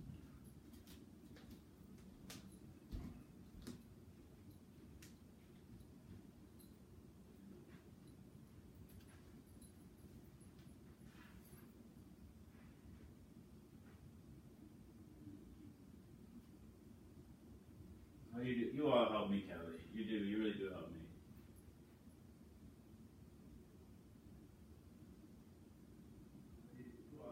You're a beekeeper? That's fun. That's fun. You're a beekeeper?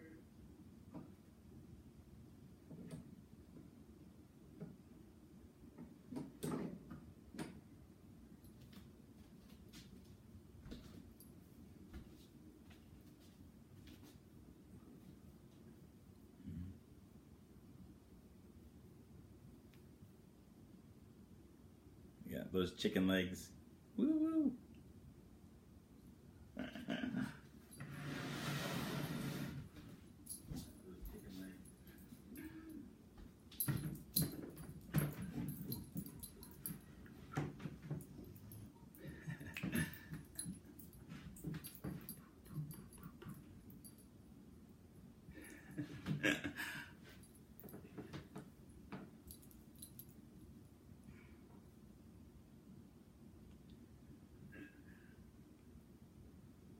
Thanks.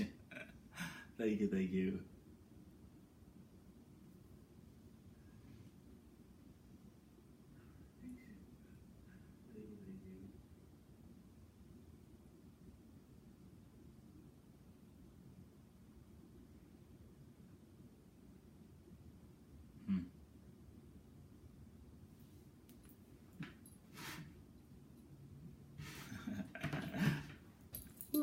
Just never. The lighting was pretty poor, though. Sorry about that, Samantha. Sorry to disappoint. Never. The lighting was pretty poor, though. Sorry about that, Samantha. Sorry to disappoint.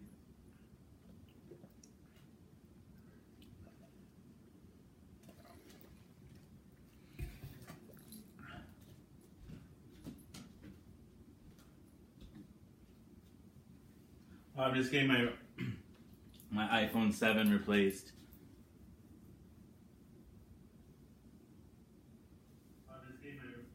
iPhone 7 Plus, but they don't have the red anymore. I don't have my AIDS phone. It's just a rose. iPhone 7 Plus, but they don't have the red anymore. They don't have my AIDS phone. No, you're always welcome, Wade. It's probably a lot of different factors. The legs is just one small part. What the heck? You're very welcome.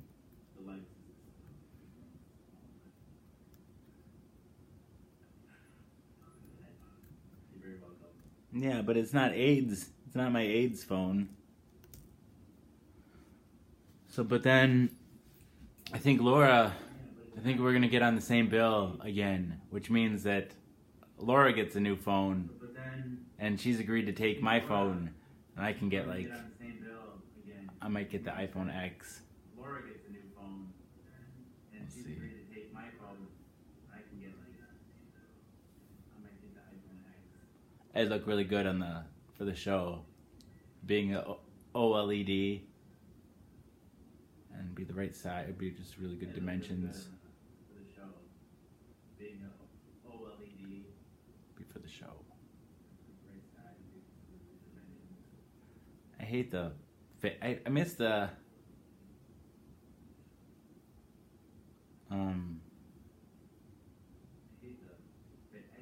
thingamajig with the thing and the thing. Face recognition. I don't want that crap.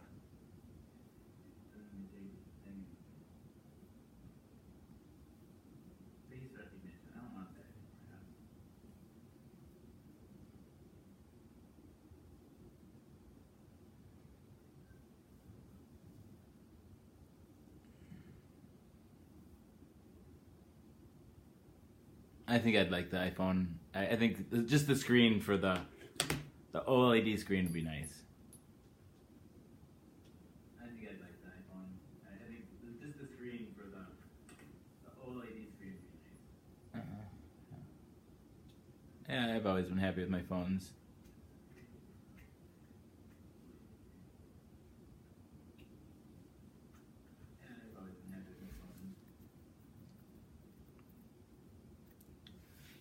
That's pretty impressive, Matt. Are you on a computer right now? I'll probably keep the face recognition software on there, but I keep only embarrassing things on my phone, nothing illegal, so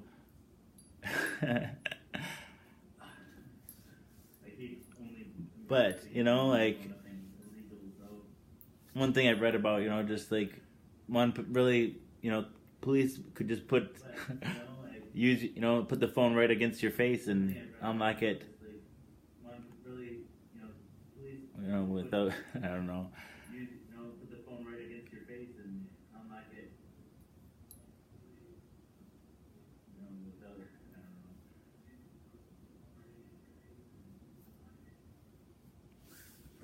But I do like the thumbprint though, and anybody else here ever use their penis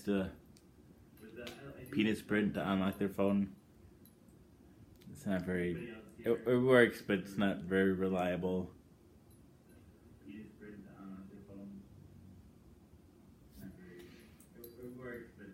I can't be the only one, right?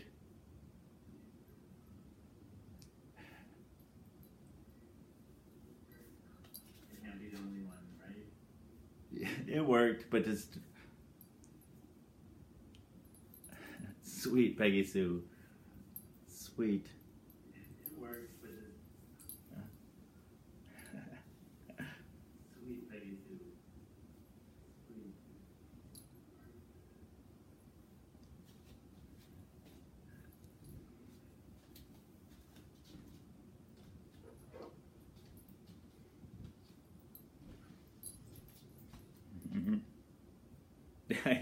You bet, Cheryl. You bet. Always willing to help a friend out. You bet, Cheryl. You bet. Always willing to help a friend out.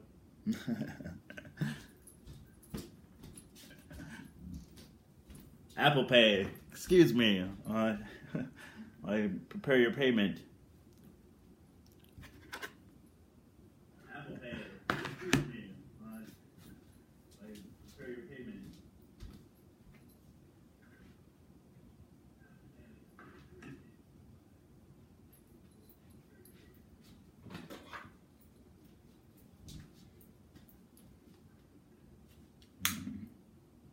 There for that, exactly that, Cheryl.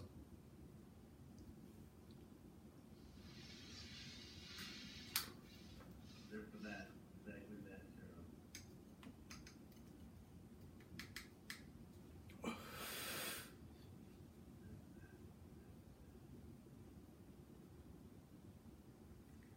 I'd be interested.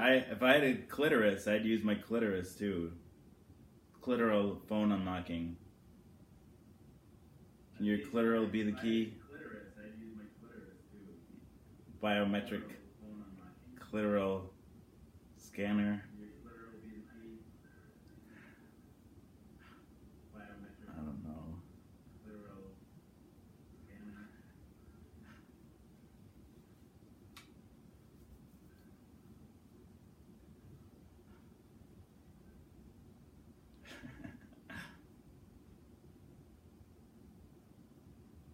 It would be worth the effort. I would try. And try again. It would be worth the effort. I would try. Try again. I bet you would. I bet you would. See if my wife is down to try. I bet you would. No, I'm curious. Well, now I think I just thought of some plans. I'm curious. Cheryl, are you busy? I think I guess when you borrow my penis. Let's see, what's for breakfast? I don't know. I guess when you borrow my penis. Maybe a bowl of cereal. What's for breakfast? I don't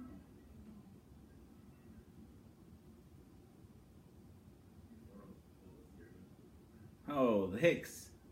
My show's full of a bunch of Hicks. That's awesome. Oh, Hicks. Your show's full of a bunch of Hicks. Pretty sweet. Double the Hicks, double the fun.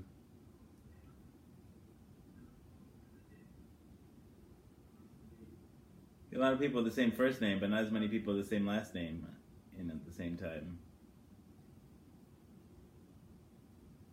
A lot of people with the same first name, but not as many people with the same last name. Need a couple more Seuses in here too.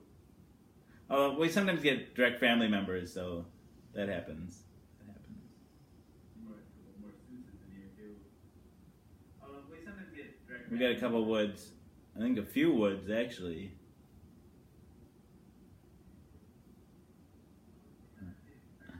No, not a lot of Wades. Not a lot of Wades in here. I think you might be the only one. No, not a lot of Wades. I feel like I went to high school with a Wade. You might be the only one. I feel like I went to high school with a Wade.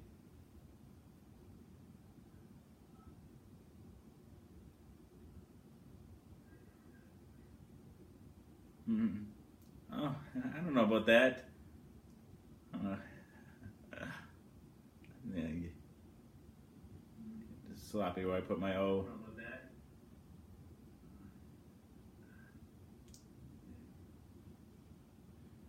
Sloppy where I put my O. Oh, are you going to town, Jennifer? All right, paint it red. Paint it red.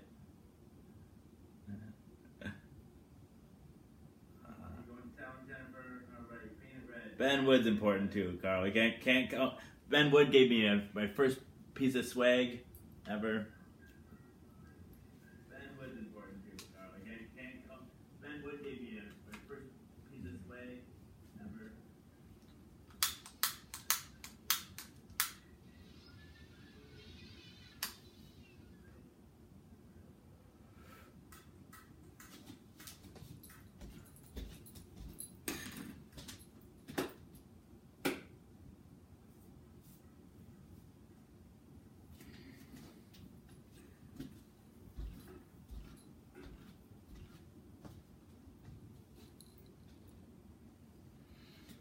No, we haven't peeled it. We did do the donut song, but we haven't peeled it.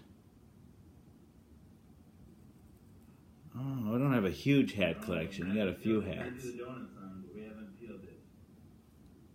Let's see. I don't have a huge hat collection. We got a few hats.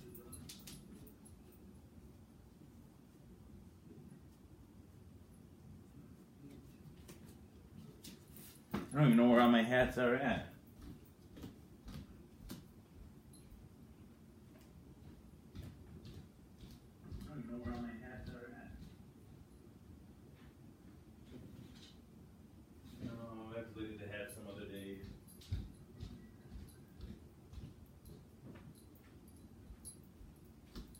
Want to come find a pair of socks with me, though?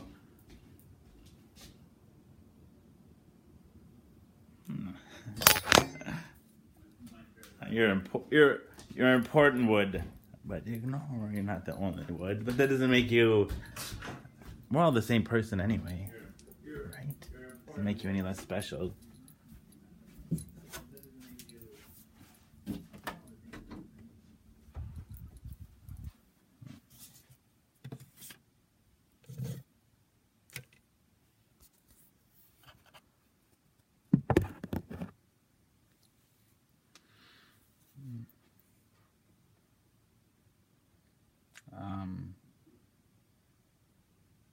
Like a rose, right? Smells just as sweet, whether it's I think a dozen roses is better than a one. Dozen wood is better than one.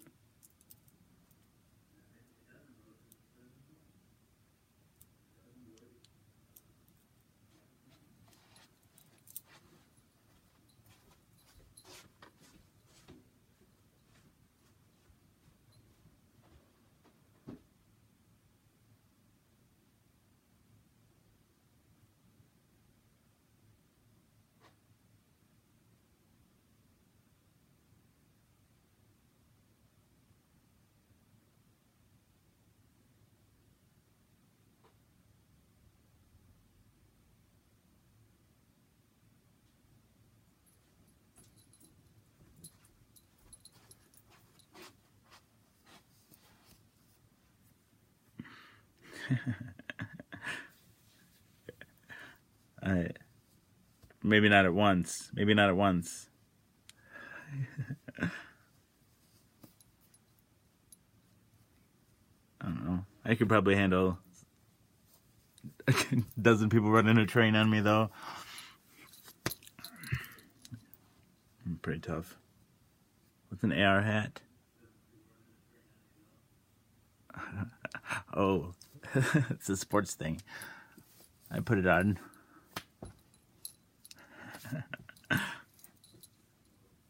All right, all right. You set it up. I hit it out of the park. All right, all right.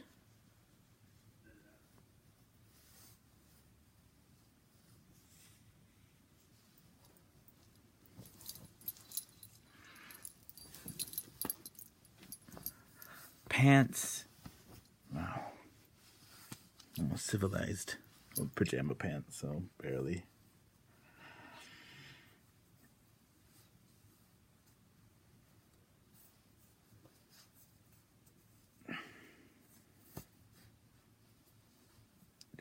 Yeah. As long as I don't take aspirin beforehand, be fine. Don't take aspirin. Don't take aspirin before anal sex. That's my advice.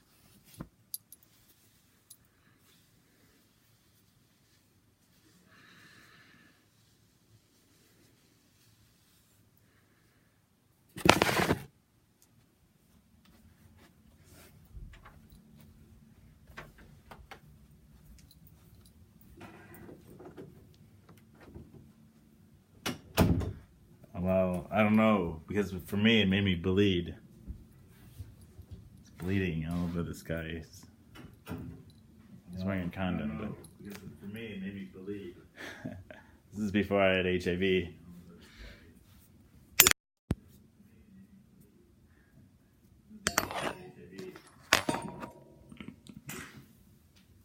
It's really embarrassing.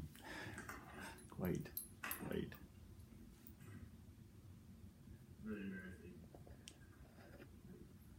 I could barely come afterwards. It was really, really embarrassing.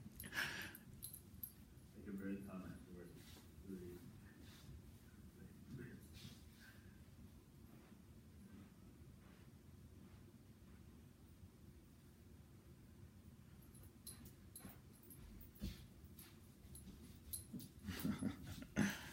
embarrassing. Right.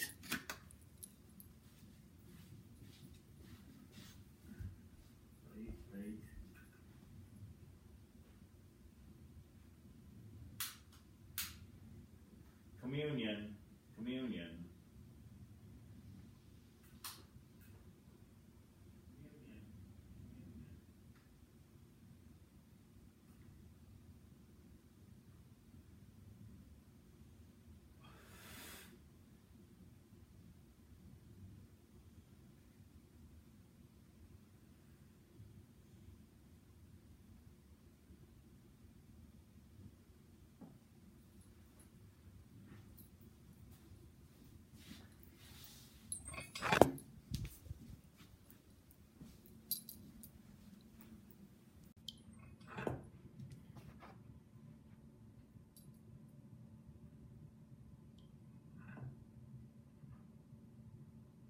Hey Tina, hey Matt. Nice.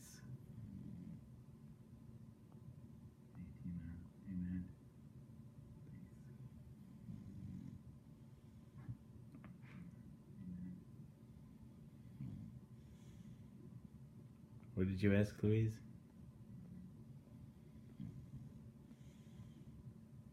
What did you ask, Louise?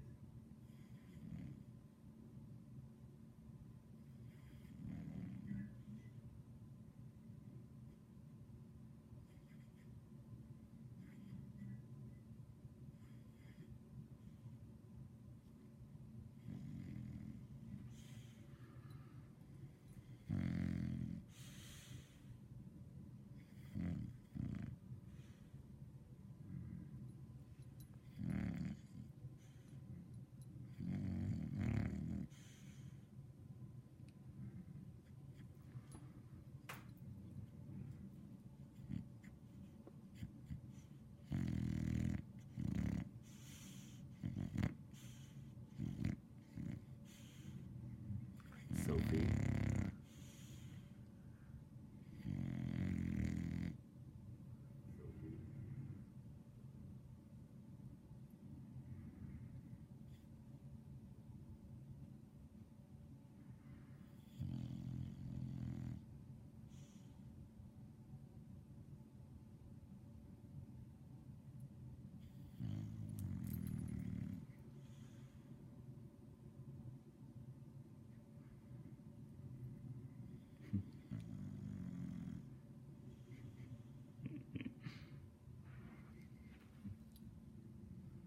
All right, so closed.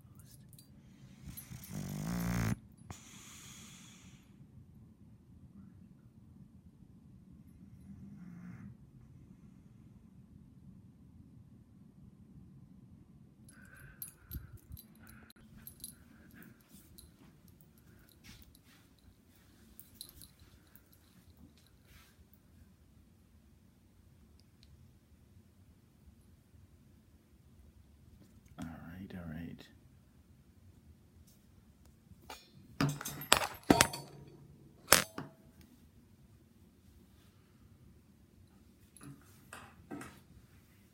No, that's funny, Krista.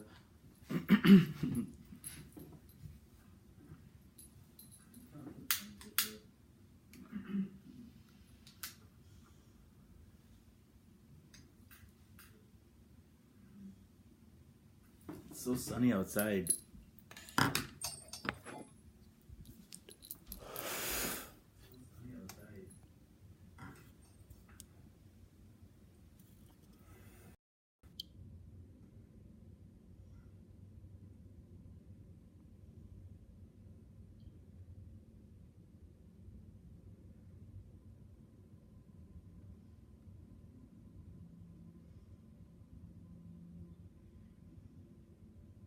Windows all dirty.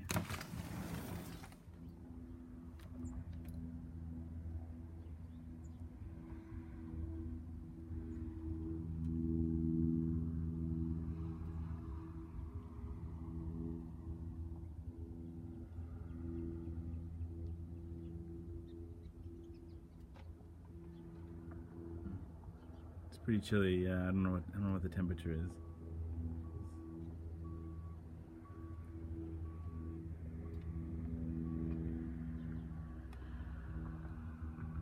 I really like it here. We've lived here since 2006. We first moved here, like that tree line right over there. There's a driveway that runs up that tree line right up into there, like, and that's the child adolescent psychiatric hospital that I used to work at. I only worked there for a year, and then that was the year, like, I moved in here, but then I moved to the adult unit.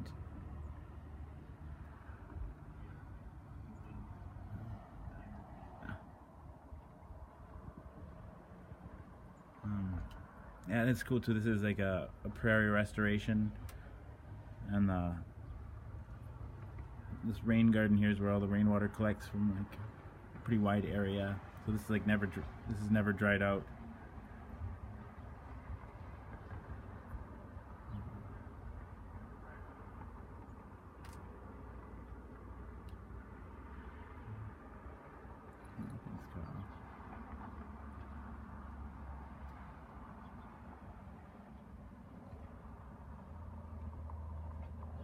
I love the tunnel back here. I would have loved that when I was a kid.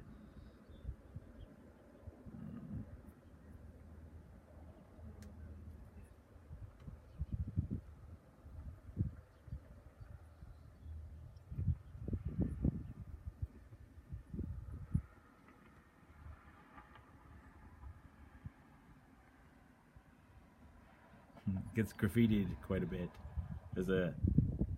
For a while there was a cow with like burger buns on either side, like a cow drawn in I don't know.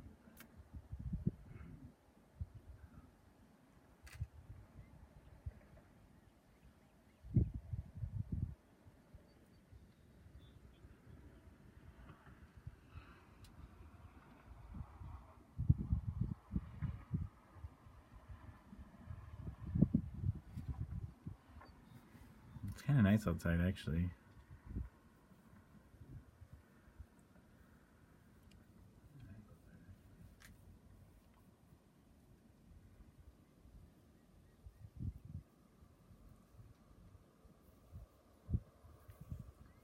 Some pretty cool birds back here.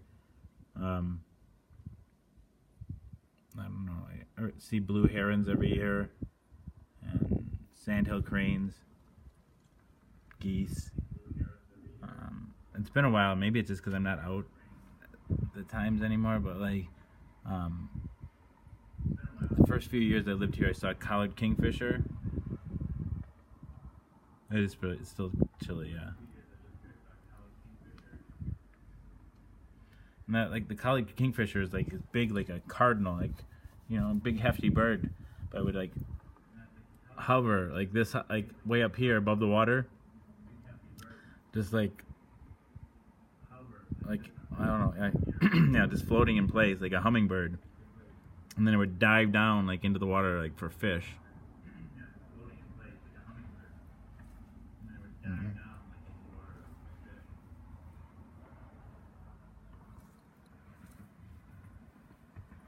I've never seen a big bird fly like that before.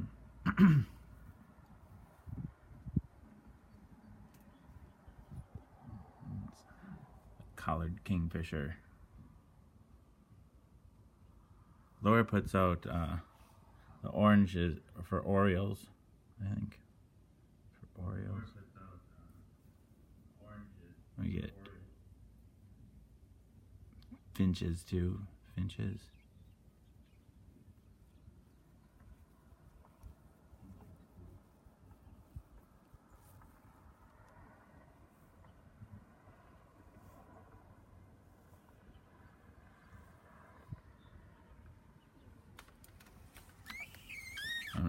You can barely see it, but there's a pole right here. It stands up, but there's a bird feeder like behind this tree right here.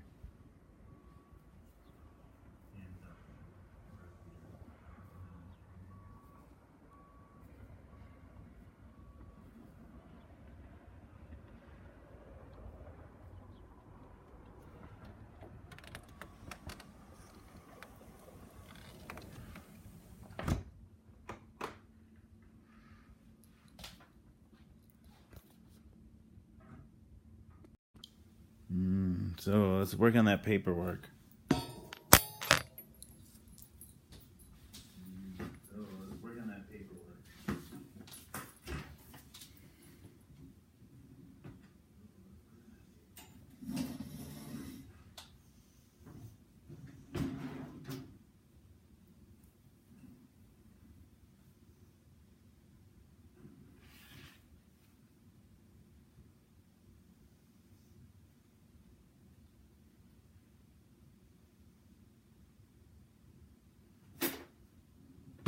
Okay, pen.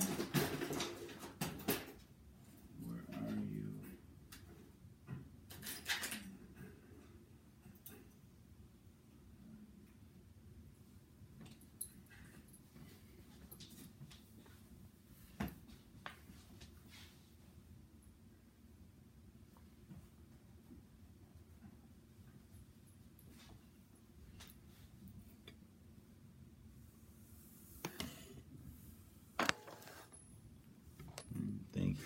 Thank you.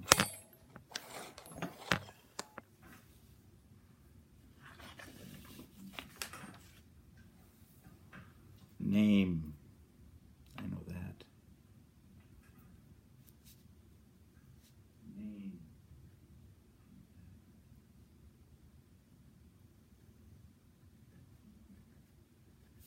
This is easy so far. This is easy so far.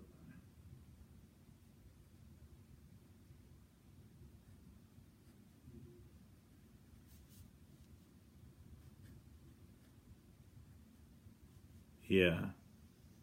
Yep, exactly, Cheryl. Yeah. Exactly, Cheryl.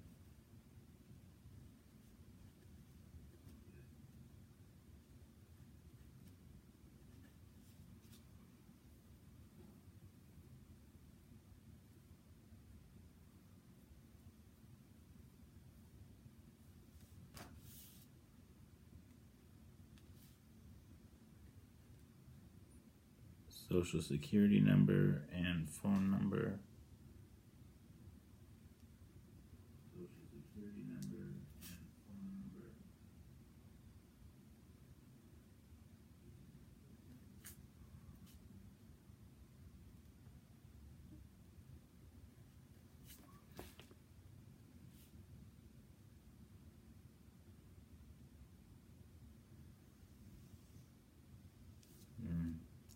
A little bit, Joe, a little bit.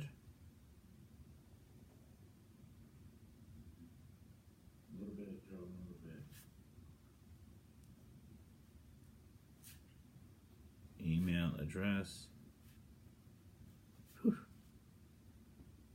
Jackson. Email address.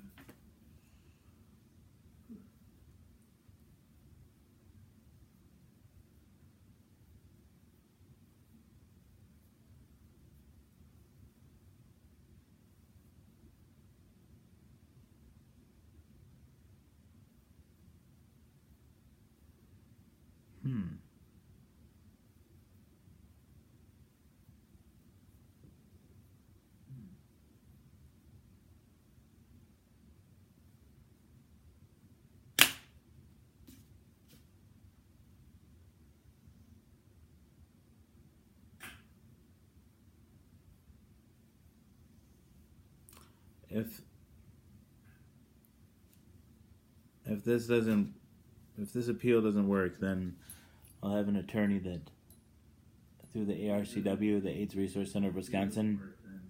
They'll look at my case then, but I have to get through this step first. And if it's successful, then I won't even have to go that route. But if it's not successful, then they'll look at it to see if they can, my medical record, see if they can help me.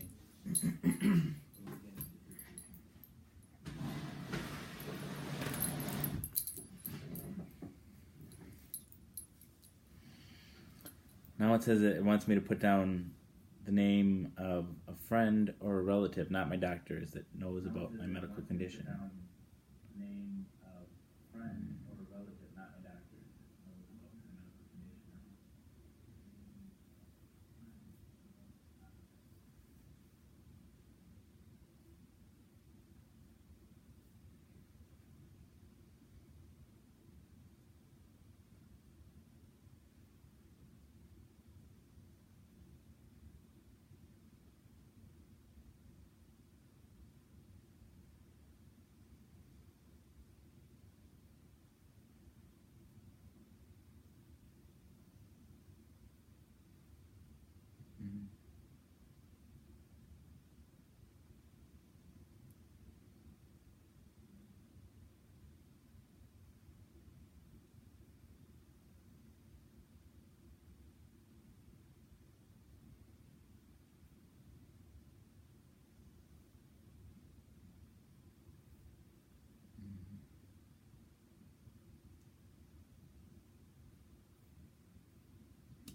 I appreciate that. I appreciate everybody, but I think it's probably a good idea that I would go with somebody that I've met in person. I think it's probably a good idea that I would go with somebody that Just be like,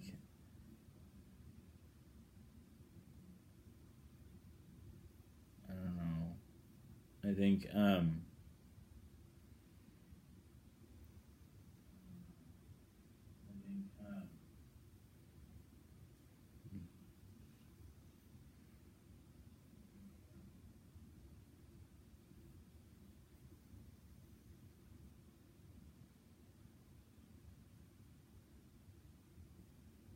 yeah, I'm just working on this appeal.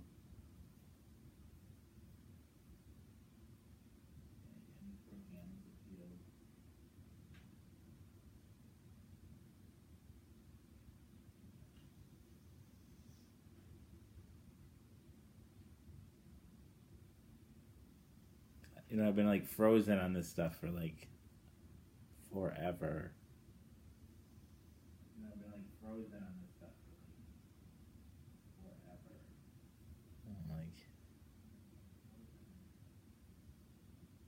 now it's gotten to the point where like my wife is gonna kill me, or we'll all get kicked out or the house, or like something doesn't happen. Like just. But yeah, I haven't worked since. It was a year in November. So it's going on like a year and a half since I've worked. It was a year in November. And then it was a year and a half.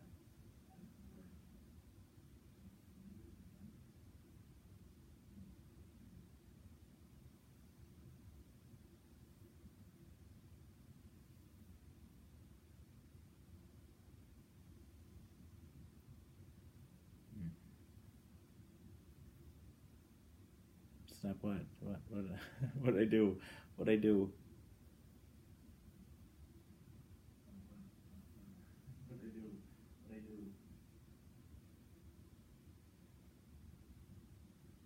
Explain.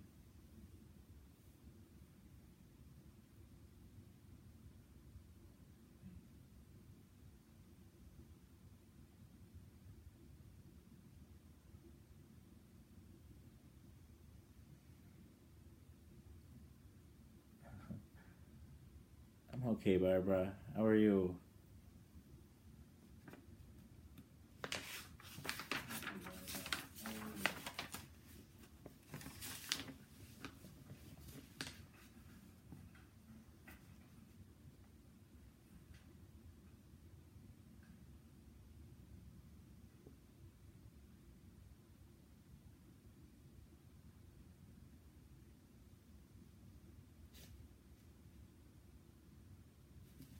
Well, I mean, it's.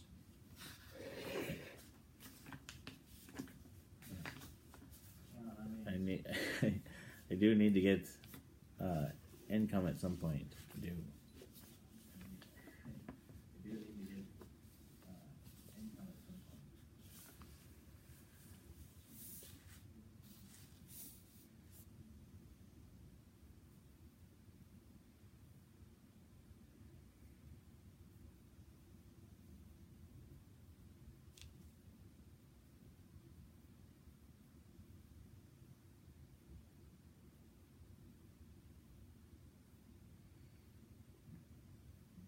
Sounds good, Barbara.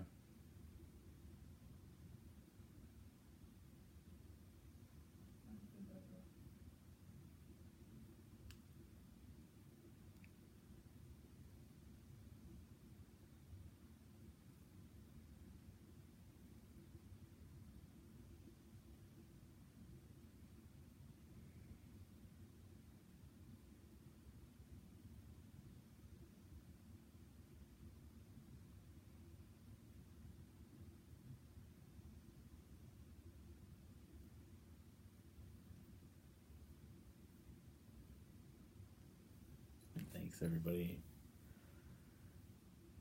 Hopefully it's going to be okay. I mean, I really feel like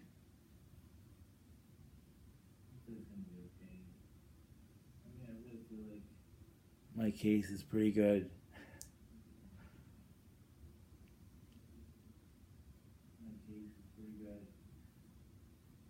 I've had some treatment interruption, but I think that's, it was initiated by, like insurance changing.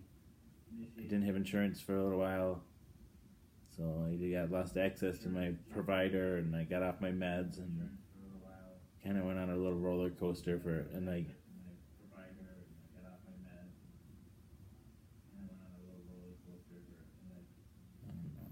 Always feels like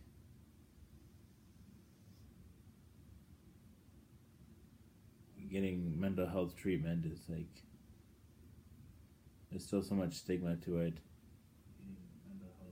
I don't know.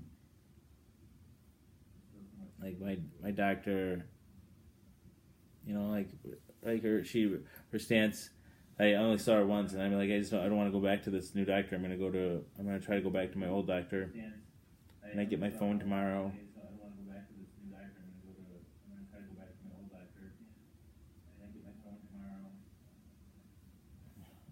And on Monday, then I can follow up to see if I can see my old doctor.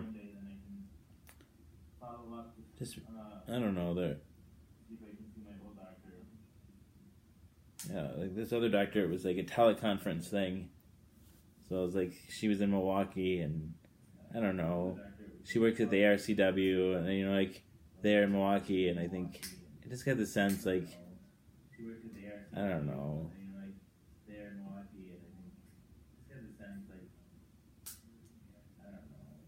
She drug tests all her patients, and she works in a heavily minority area, right? I'm sure, like Milwaukee, whatever.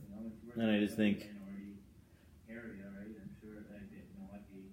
I don't know, it's just like a punitive view about substance use.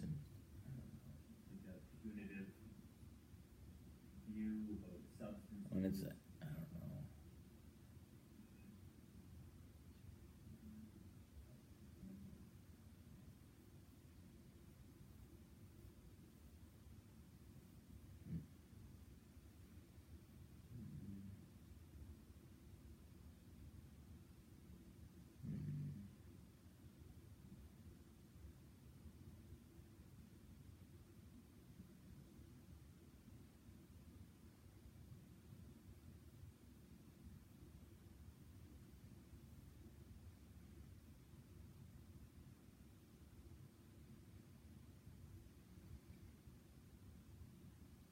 I kind of want to be able to write down that I have an appointment scheduled, though.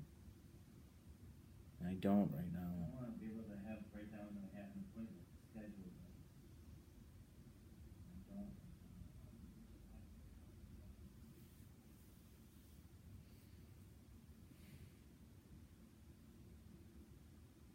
though. I had made a call to the psychiatrist like a little bit over a week ago, or whenever I dropped, I lost, well, with my phone, and now now I'm getting a new phone. I'll be able to.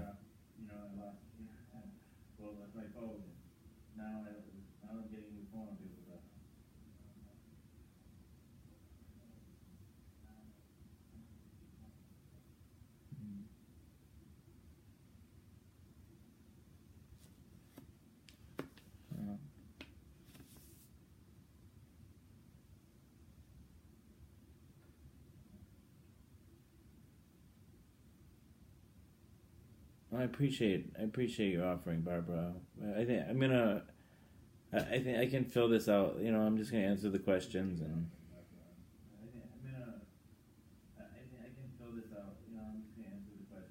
my understanding is if it doesn't get approved this time, then I'll get a.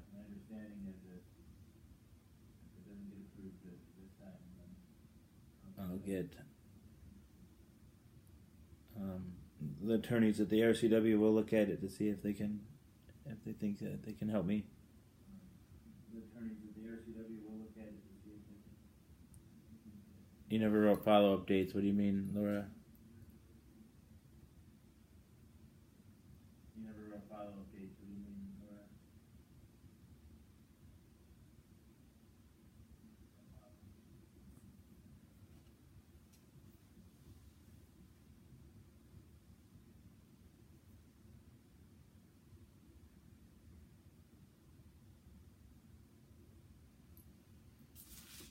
I'm thinking about waiting to fill this out until Monday to see if I can have an appointment scheduled, and then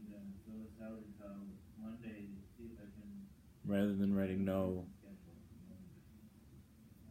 I mean, I can write down. I think my medical condition has worsened.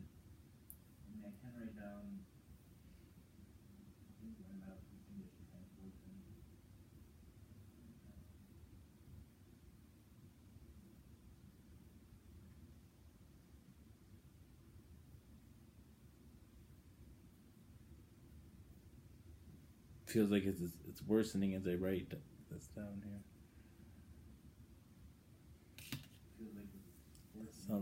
Sounds like a plan, TJ.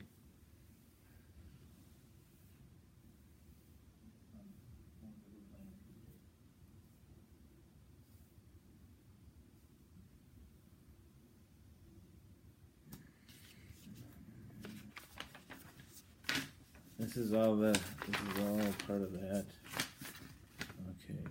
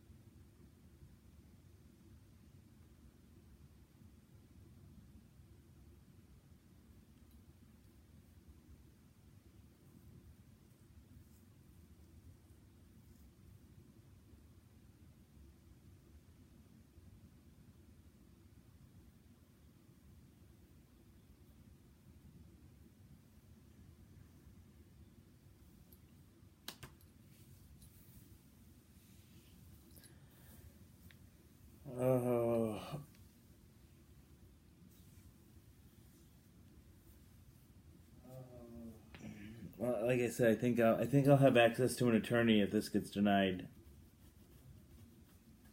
Like I said, I think I'll have access to an attorney if this gets denied.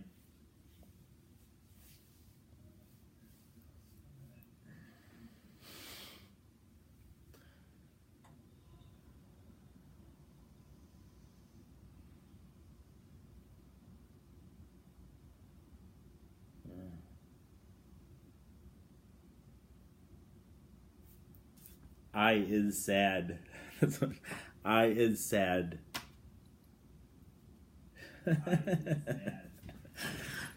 it to heck.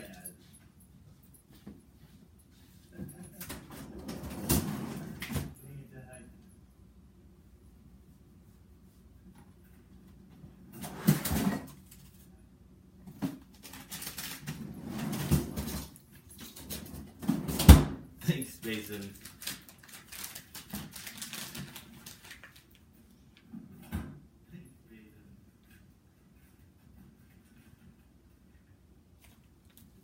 Let's have some noodles and think about it.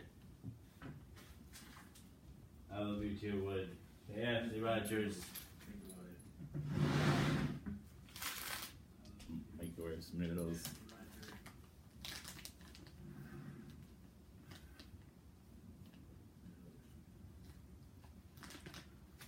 like the ARCW has attorneys, like that's the AIDS Resource Center for Wisconsin. They, help. One of the things they'll help people with is disability claims.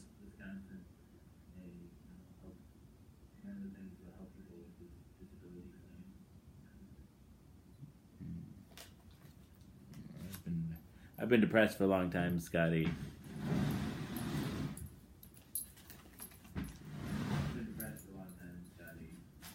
Not just depression either. I don't know, but that's the thing that's gotten me hospitalized. But I think there's a certain amount of mania.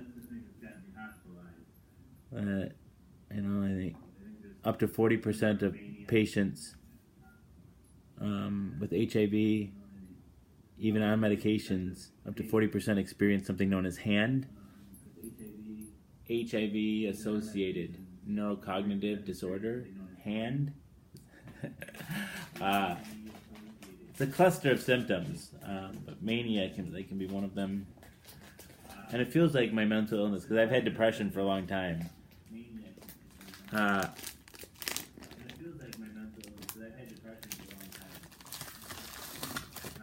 Yeah, I'm applying for a social security disability, or DI.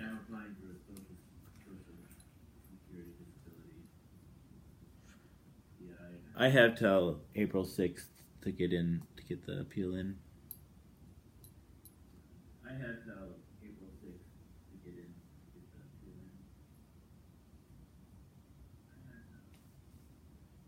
Thanks, Matt. My wife has certainly made me feel like oh. My wife has certainly made me feel like oh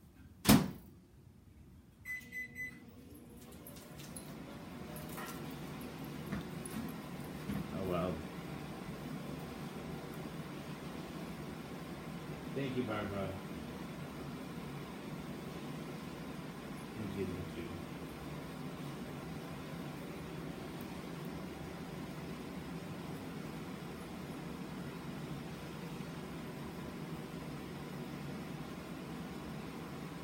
How about a nursery rhyme? Everyone wants to hear a nursery rhyme.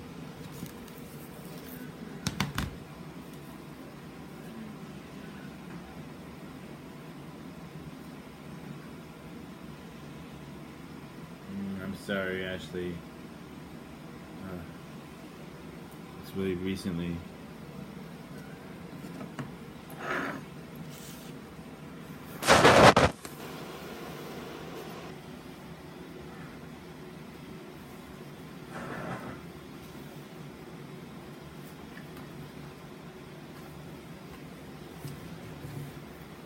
Please to remember the 5th of November, gunpowder, treason, and plot. I see no reason why gunpowder treason should ever be forgot.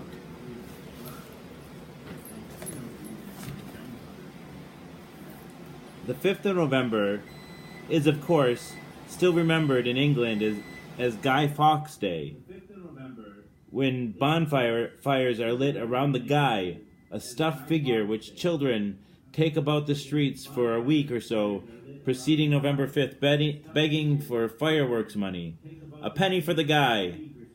The gunpowder plot of 1605, led by the ardent Roman Catholic Guy Fawkes, was almost successful.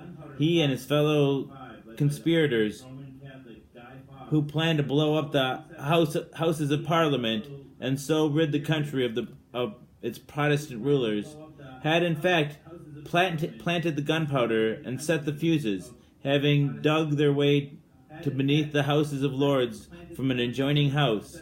Someone, however, warned a friend to keep away from the house on the set day, November the 6th. A search was made, and on the night of November the 4th, the plot was discovered.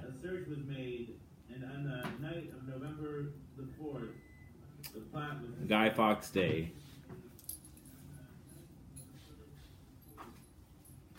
V for Vendetta.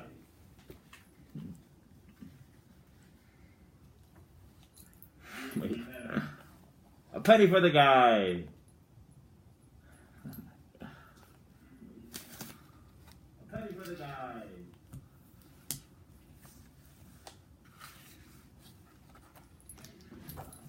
This is the house that Jack built. This is the malt that lay in the house that Jack built. This is the rat that ate the malt that lay in the house that Jack built. Ashley's back. Yay. This is the cat. I'm sorry about your friend. Again, if you missed me saying that. This is the cat that killed the rat that ate the malt that lay in the house that Jack built. This is the dog that worried the cat that killed the rat that ate the malt that lay in the house that Jack built. This is the dog that worried the cat that killed the rat that ate the malt that lay in the house that Jack built.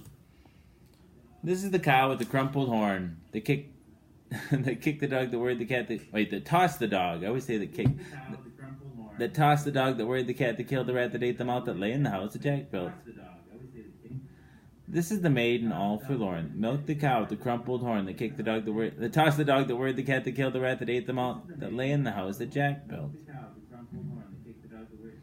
Oh, sure. That's really recently. It's really recently. I'm sorry. This is the man all tattered and torn that kissed the maiden all forlorn that milked the cow with the crumpled horn that tossed the dog that worried the cat that killed the rat that ate the malt that lay in the house that Jack built. This is the priest all shaven and shorn that married the man all tattered and torn that kissed the maiden all forlorn that milked the cow with the crumpled horn that tossed the dog that worried the cat that killed the rat that ate the malt that lay in the house that Jack built. This is the cock that crowed in the morn that woke the priest all shaven and shorn that married the man all tattered and torn that kissed the maiden all forlorn that milked the cow with the crumpled horn that tossed the dog that worried the cat that killed the rat that ate the malt that lay in the house that Jack built. This is the farmer sowing his corn that kept the cock that crowed in the morn that waked the priest all shaven and shorn that married the man all tattered and torn that kissed the maiden all forlorn that milked the cow with the crumpled horn that tossed the dog that worried the cat that killed the rat that ate the malt that lay in the house that Jack built.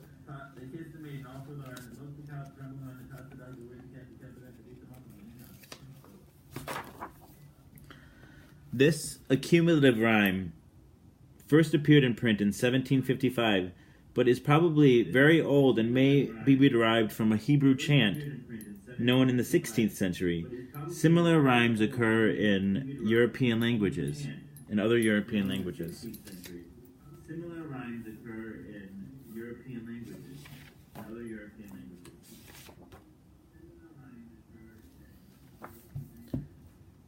Lucy Lockett lost her pocket. Kitty Fisher found it. There was not a penny in it, only ribbon round it. This Kitty Fisher is probably the famous 18th century courtesan and sometime actress. She was a friend and neighbor of Dr. Johnson's, and she achieved notoriety as the mistress of a number of eminent men.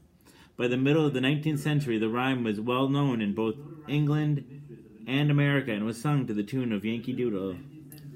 Lucy Lockett lost her pocket, Kitty Fisher found it. There was not a penny in it, only ribbon round it. Let's go mix up the noodles. What's up there, man? I can't reach. I'm so short.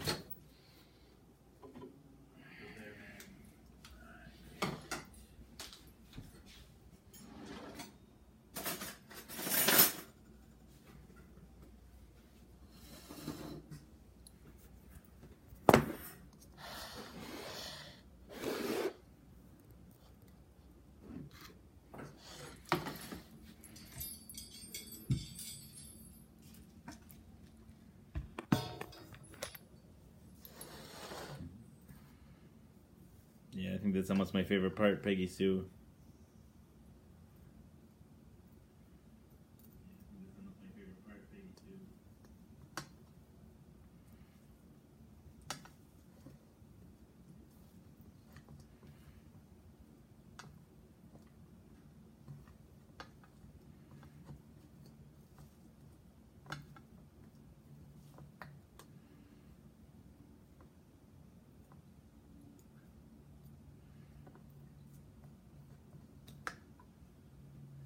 You too, Cheryl. 5'7". You too, Cheryl.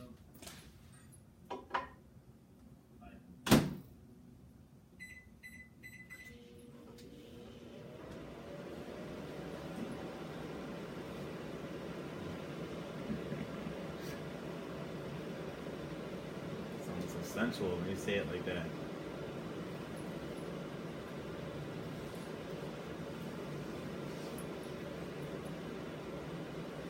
Yard work. Where do you live at again, Ashley? Warm there already? Spring has come.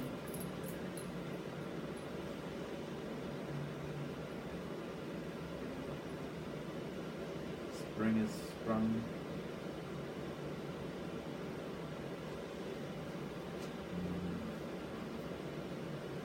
Good for you if you're able to keep busy when you're down like that.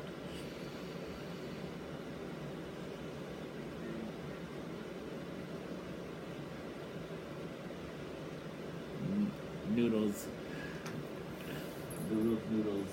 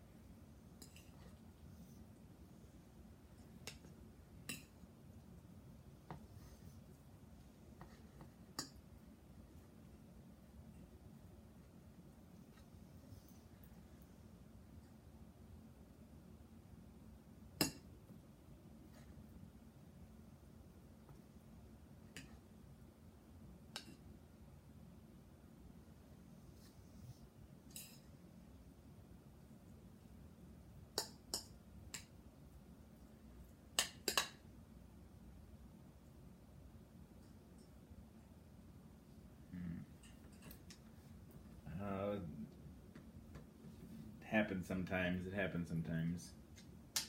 Sorry.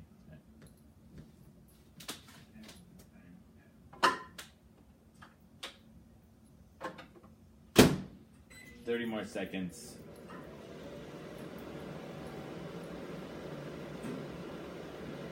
Alright, Wade. I'm gonna smoke a bowl, let the noodles cool.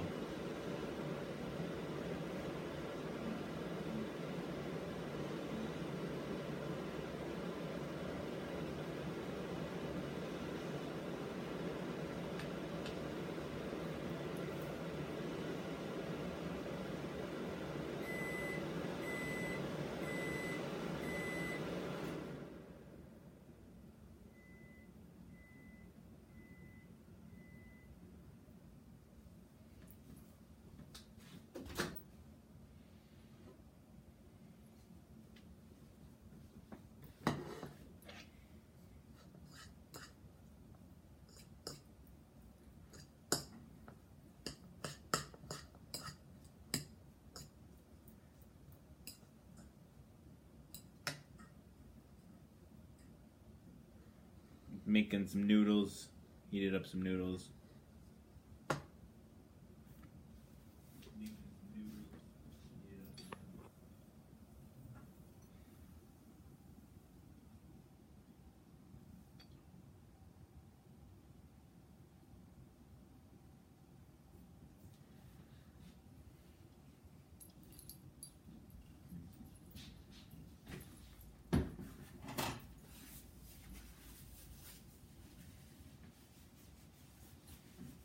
Spaghetti, eh? That's a good meal. That's a good meal. I got some brats to make. I'll make them tomorrow night when Laura's home.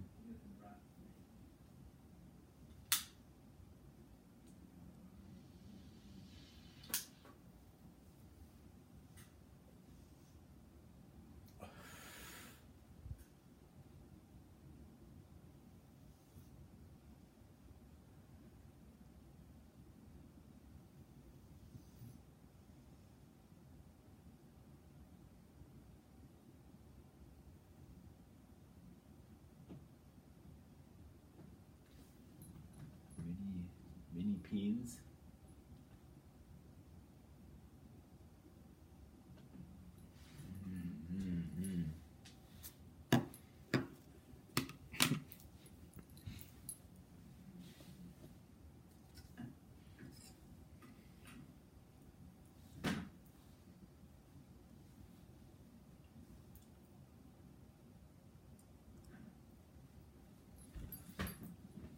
The brats.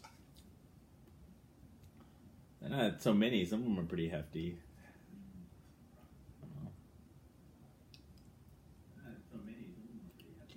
Standard size, maybe.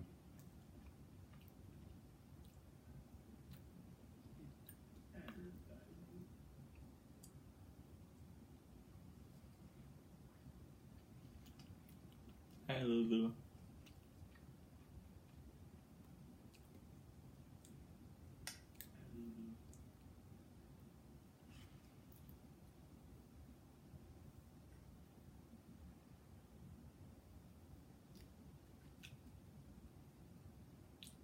I don't like these noodles anymore.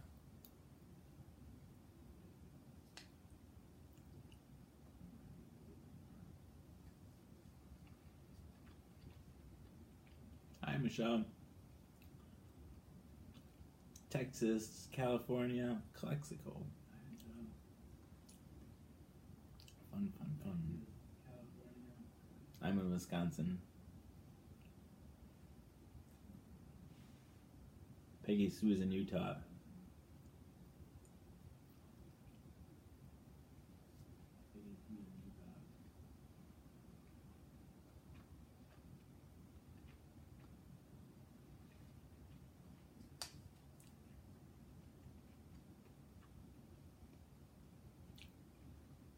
All right. Just sick of them.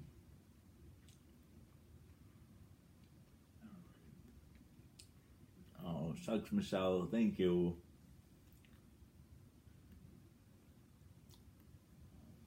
When was your first? When and how did you discover me? How far? When was your first? When and how did you discover me? You remember where about your first pill?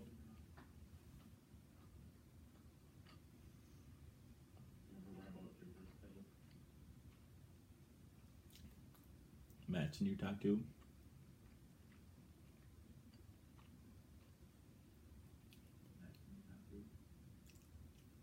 That's awesome. That's awesome. I measure my life in pills now.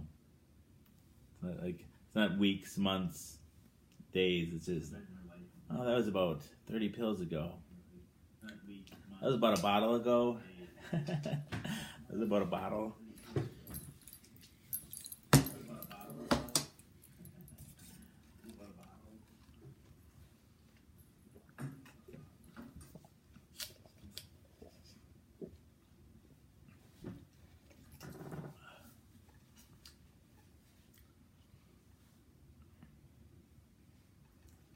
I wonder how many pills are in a case. Let's see, I guess it's a case, a full case time. I wonder how many pills are in a case.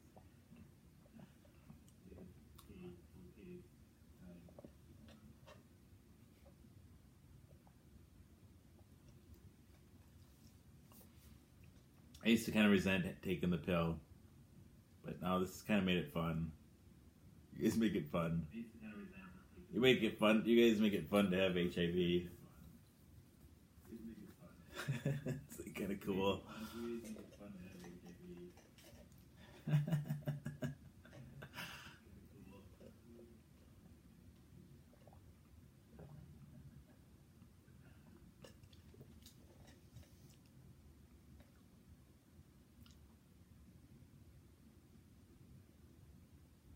I guess it's just me that thinks that's funny.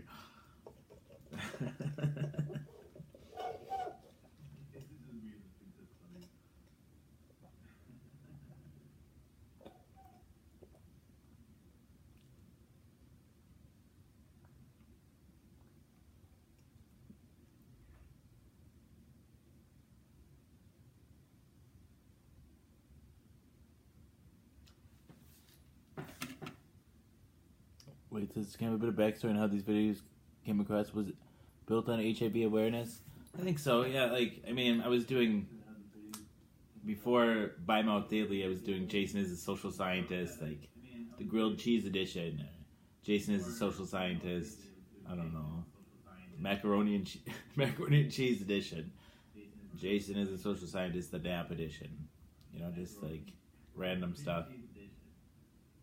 But I wanted to do a daily show, wanted to do something more public too, because those shows were in like private groups, and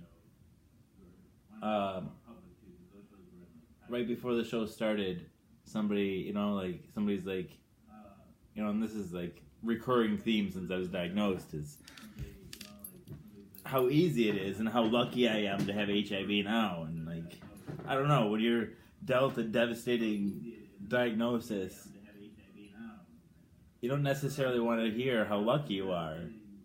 I don't know, at least I didn't. And I'm like, that's what people would say, how easy it is to have HIV, and I'm like, well, it is, like, it is just taking a pill, right? That's what it comes down to is, and so I'll just document, this is what it is to have HIV in the 21st century. And I liked that it was like there's a serial nature to it, it's like a daily thing, so like the whole becomes greater than the sum of the parts. I took the pressure off of like having to come up with an idea every day, and it wasn't like, and it didn't matter if one show was bad or was like I had an off day. Together, they all added up to something. I think lucky, what people mean is that you don't die anymore. Like if I would, there's a whole bunch of people where it's a death sentence, and it's not. And so people just, I don't know, I guess think you should be grateful that you're not dead. When in my mind, it's what I wanted to do. I just wanted to be dead. My first idea for a show when I was first diagnosed was not to take my medication every day, but alright, I'm not taking this shit. Just like really, like obstinate, I'm not taking this shit. This is what I was going to document, what it looked like to die of AIDS in the 21st century.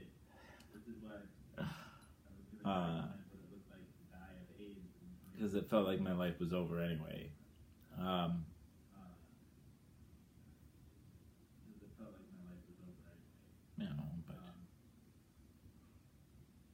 it wasn't.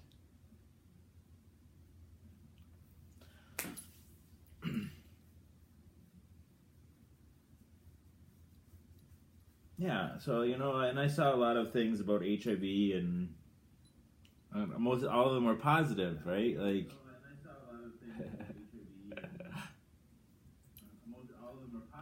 my wife didn't hear it.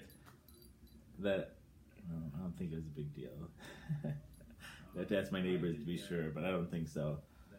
My wife's like, the neighbor starts his Harley, wakes me up every time. Anyway, no, the things I was seeing about HIV was all really positive. Like, life goes on, and I don't know. That's not what it felt like when I was first diagnosed, especially. And I just was like, well, I want to talk about how it doesn't always feel good. Sometimes it really sucks, and like your friends turn their back on you, and your coworkers turn their back on you, and everybody looks down on you and thinks they're better than you, and they say, how could they do that to your family, and how could you do that to your kids, and how could you be so irresponsible, and you did that to yourself.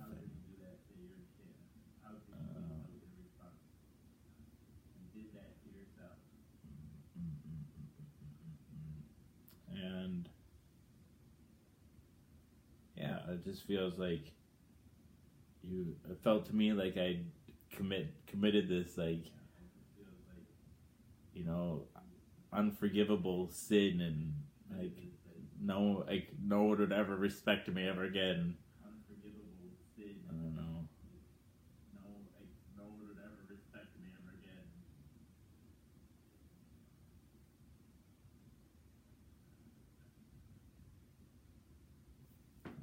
You're welcome, Lauren. Thanks for taking the time to listen to me ramble and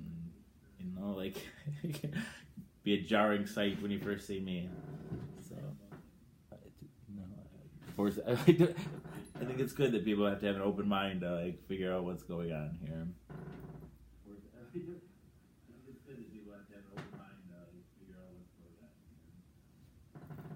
Yeah, the earliest stuff is on my personal timeline, Jason Elvin.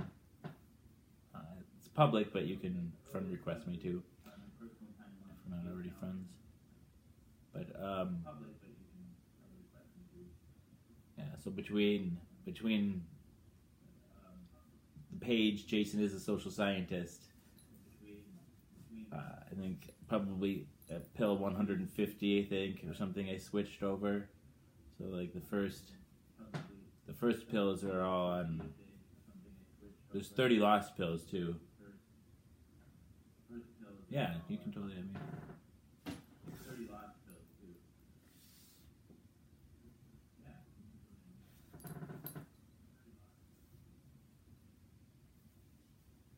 I made a joke post recently that it's strictly prohibited to look at old Jason is a social scientist episodes, because somebody had commented on one. There was a while I was doing whippets. Whippets are kind of what broke the wall for me in the first place to even be able to come live. I was like doing whippets, and it's like, you know, that really it's a dissociative drug. It makes you not feel like pain or not care about pain and don't even notice it. And I think that goes for like also emotional pain and embarrassment. And I'm just like, why not?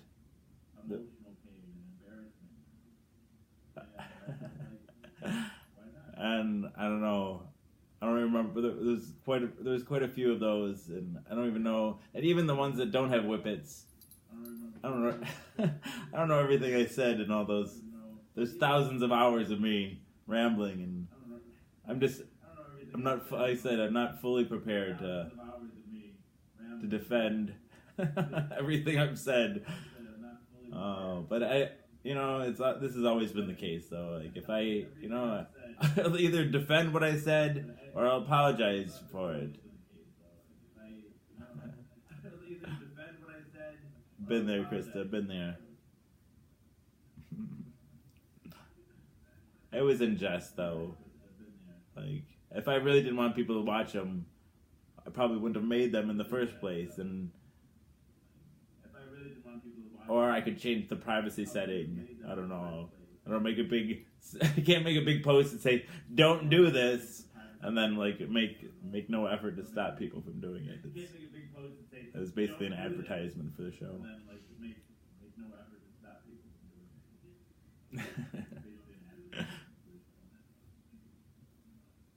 Well, thank you, Wade. Thank you, Louise. Oh my goodness.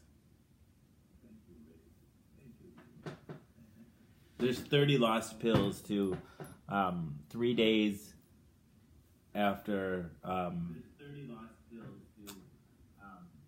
starting By Mouth Daily, after the third pill. I think it was because I was masturbating live. I got reported. So then I got a 30-day ban from Facebook, and so then I was doing those from old, doing the videos on old, I got a different sock I had, a different Jason Elvin account, but that account has subsequently been deleted by Facebook.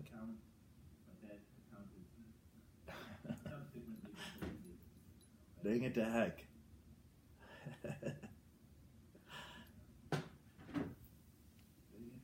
I'm more careful now. I'm more careful because I don't want to get the page or my account deleted. You people are too important to me. Hey Jay, Jay's penis.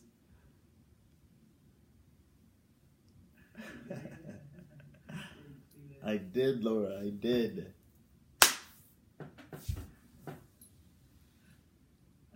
right after I was diagnosed with HIV, I hollowed out an eggplant. This is before they had live, I think. If they had live, I didn't do it live. But I hollowed out an eggplant and fucked it like a vegan fleshlight, and I posted that video to a Facebook group. No, that was a different thing. Veg on the red. That was eggplant was different. No, that was a different thing. Thanks, Wade. Thanks.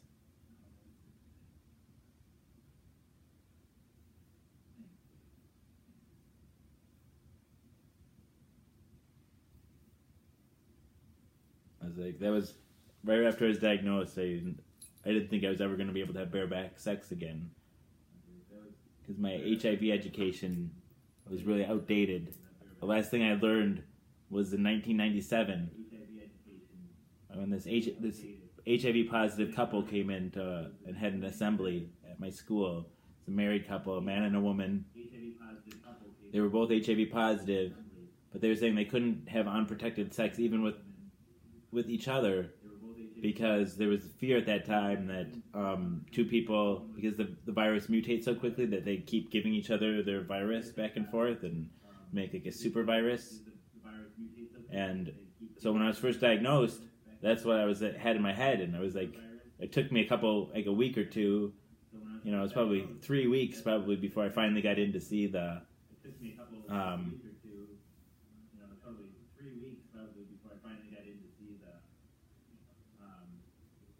the infectious disease specialist, and she's like, oh yeah, that's what they used to tell people, but we know that's not true.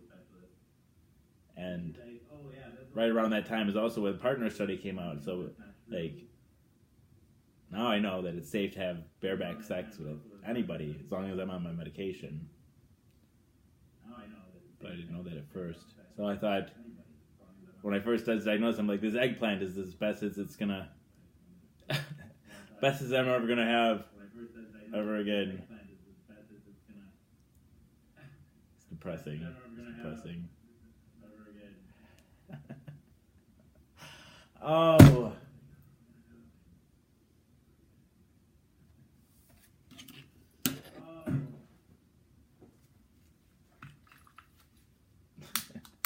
Laura loves that word.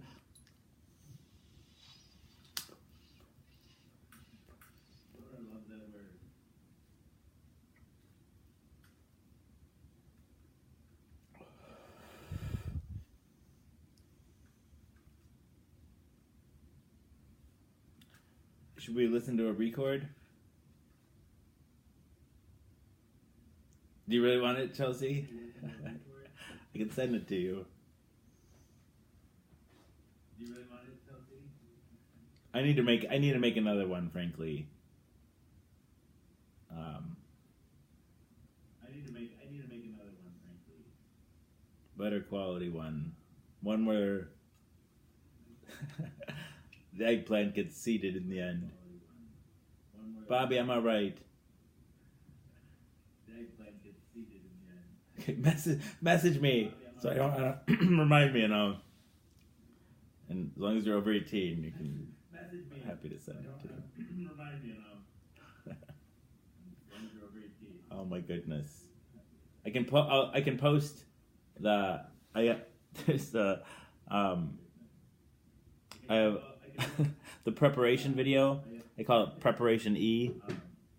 E is for eggplant. Preparation E video, and it shows me preparing the eggplant. E is for eggplant. Preparation E video. It shows me preparing the eggplant. Oh shucks. Uh-oh.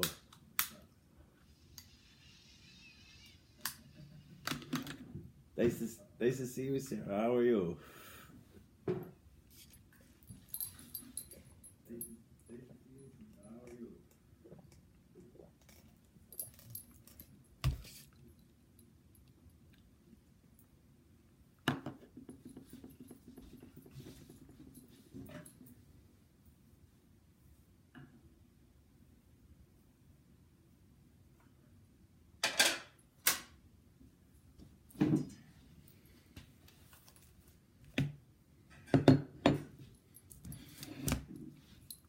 What's great, Bobby?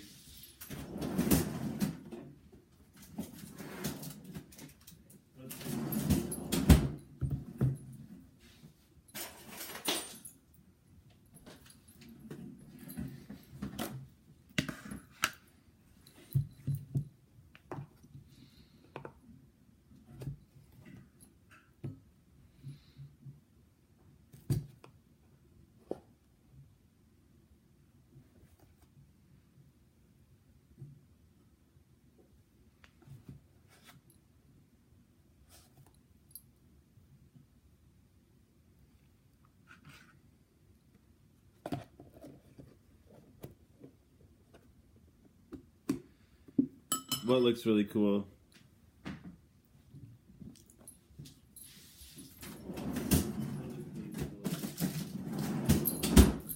I grew the eggplant in my own yard, in the backyard here too. My very own garden. I grew the eggplant in my own yard, in the backyard here too.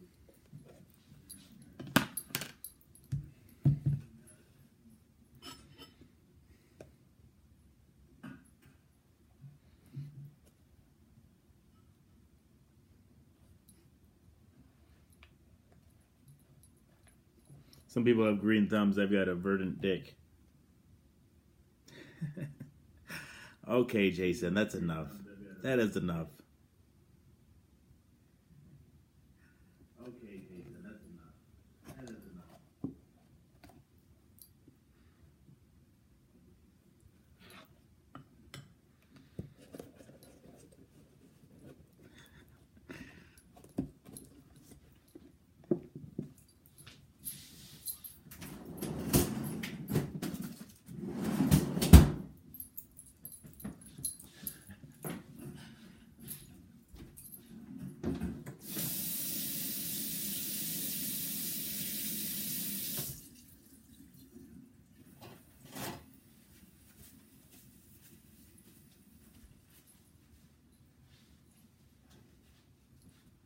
Don't encourage me, people. Don't encourage me.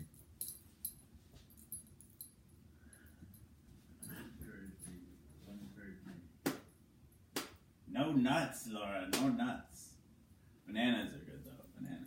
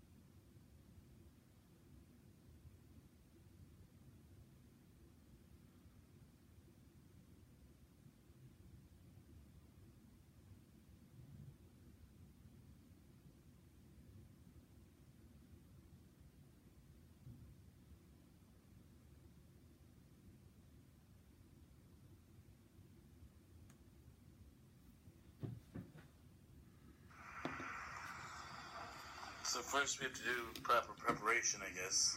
This is a makeshift plan that I have here. I don't know how the best fucking eggplant. But This is the Preparation E try video. my damnedest. This is the Preparation E video. Whoa.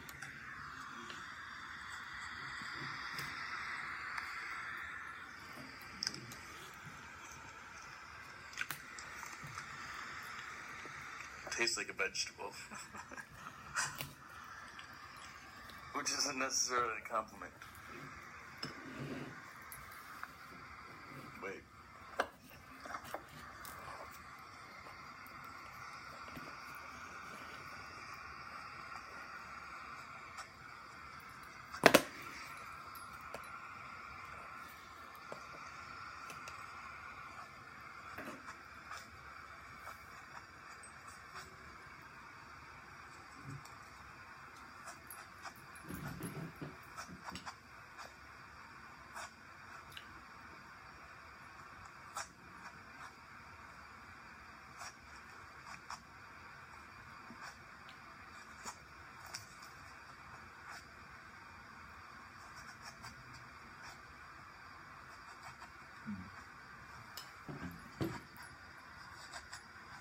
My friend had to quit his career when he found out he was positive. Took him a while to It's feel pretty neutral. good.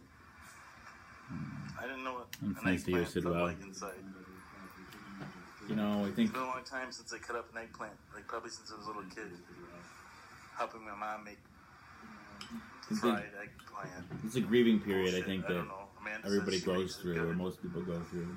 No, I have my everybody. doubts. Because it's a fucking vegetable. But we'll see.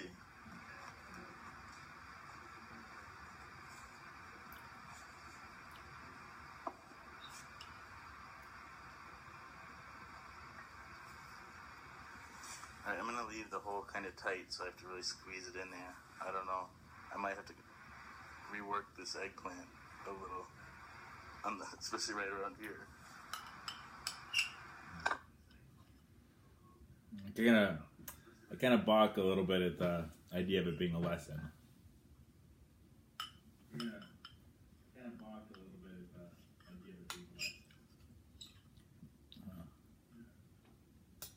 I don't know. I don't think illnesses are a lesson, really. It just smacks too much of a, you know, like.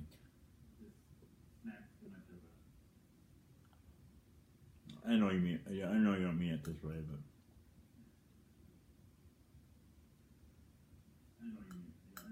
A lot of people say it's God's lesson.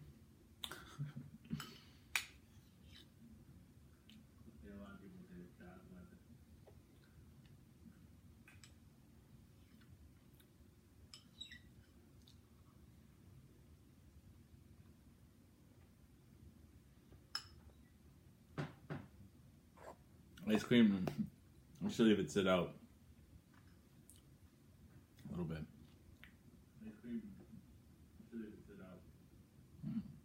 Oh, fun.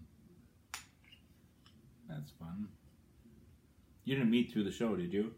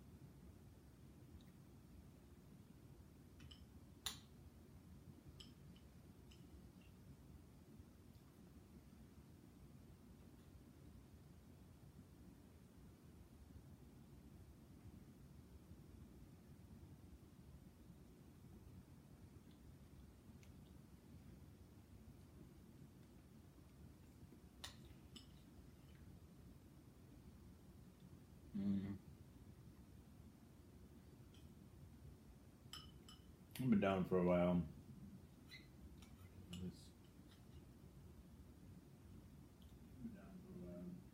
This disability application is one of the things got me upset, I guess.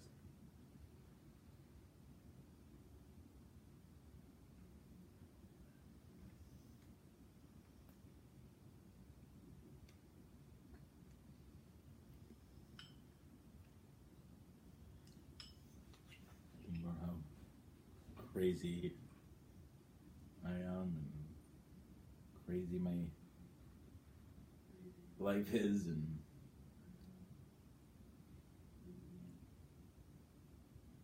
I don't know.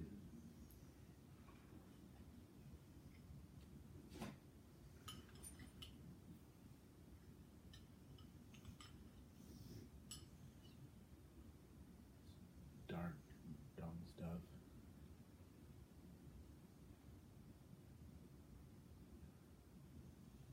Thanks, Michael. Who's brainwaves? What happened, Mike? What happened, Bobby?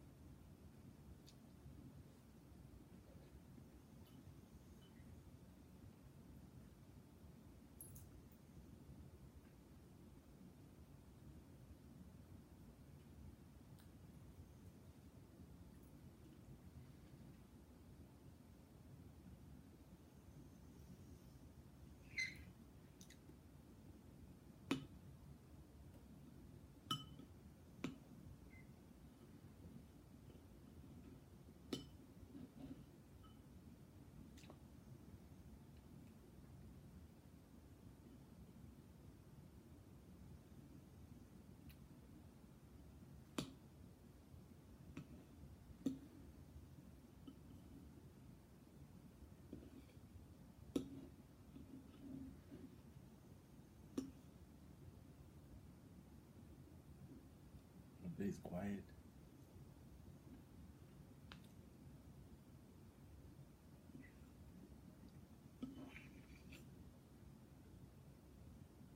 I killed the mood, didn't I?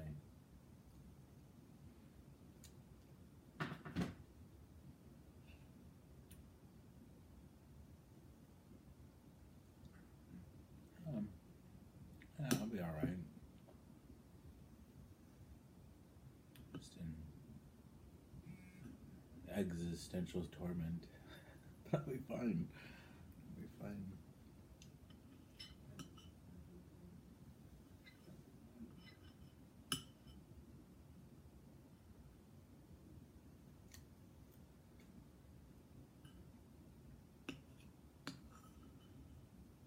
I got ice cream.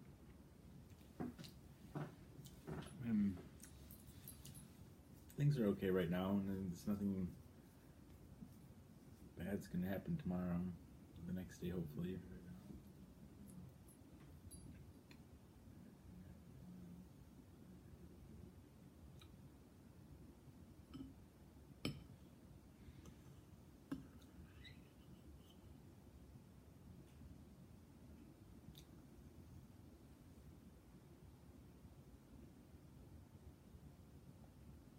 Clean as a whistle.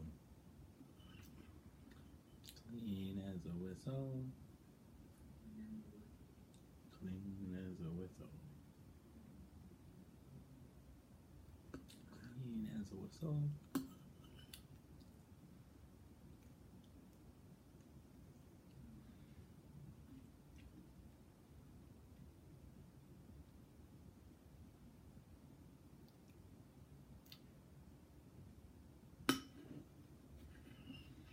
Jesse's happy today.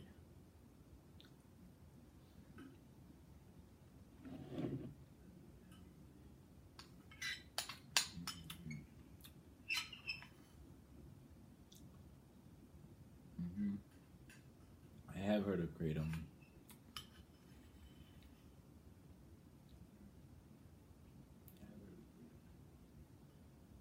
Thought about trying it.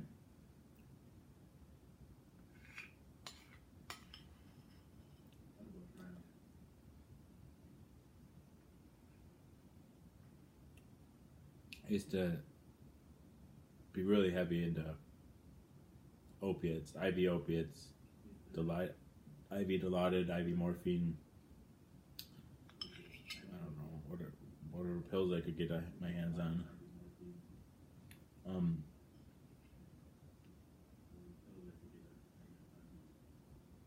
To get off of that, I did a year of Suboxone therapy, and that worked really well. I was off of that for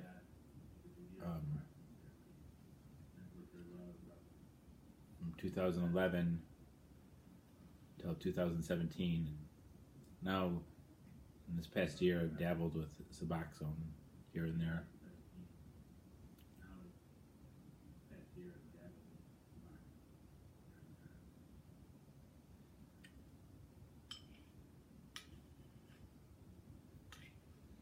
And the Suboxone was really easy for me to get off of the first time, but now that I've just used it dabbling like that, like now it's like I'm on a really low dose, but without it I go into withdrawals. It's terrible.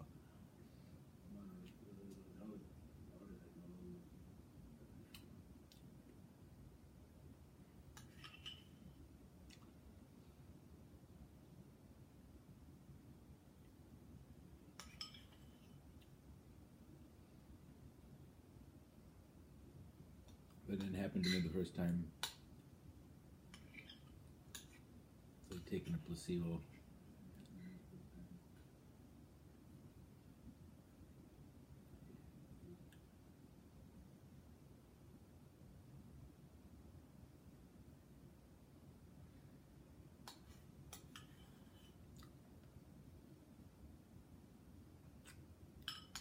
When I quit Suboxone the first time, it was like I didn't even need to quit. It was like I forgot to take it. I was forgetting to take it for like a week at a time. And it has a half-life of 3 days. Well, 3 days, so if I was going a week and not even noticing, I was like, I don't need to take this anymore.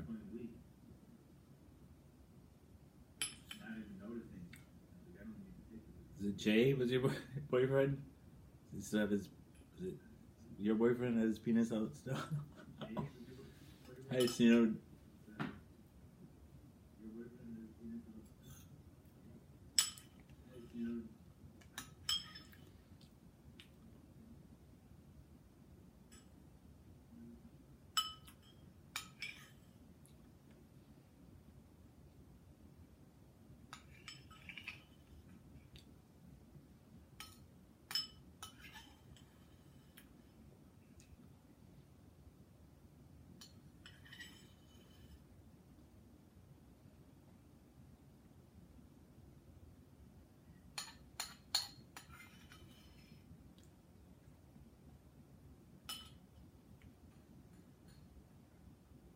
I don't know the legal status.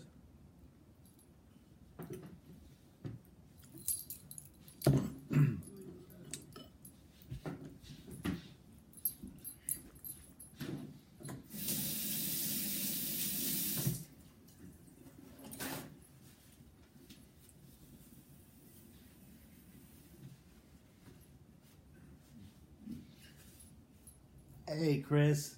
I don't have my keyboard here right now.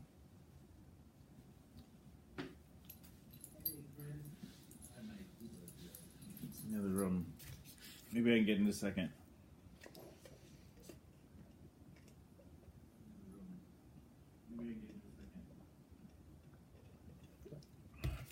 Yeah, I'll go get it.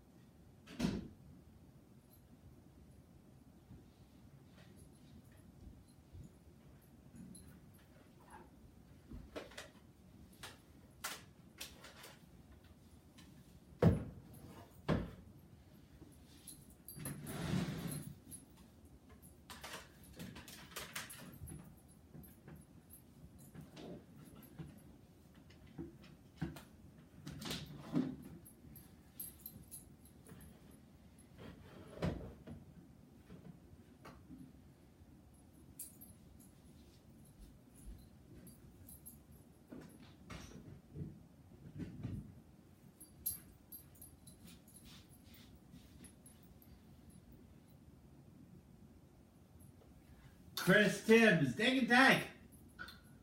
Chris Timms, dang it to heck. Chris Timms, dang it to heck.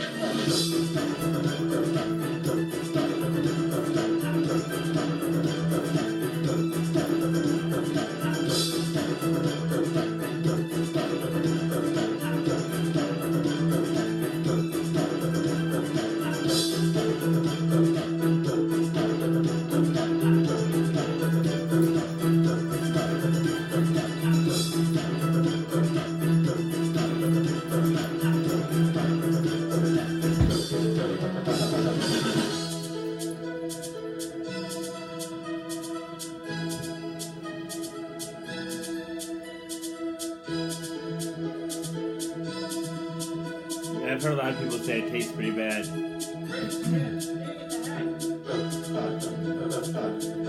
But there's gotta be ways to like choke it down, like get it down.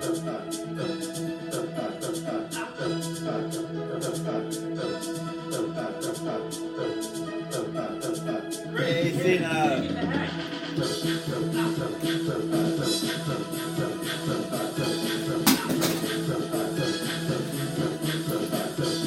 Fastest gun in the West. Communion.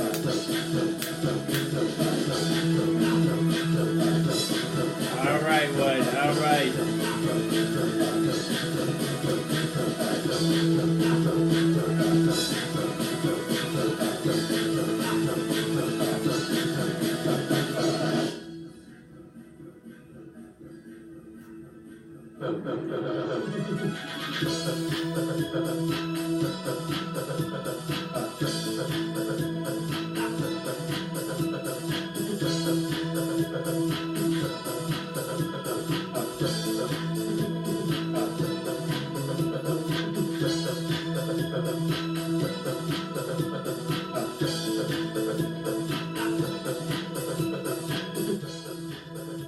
Yeah, it's not looking good now that they declared it an opiate.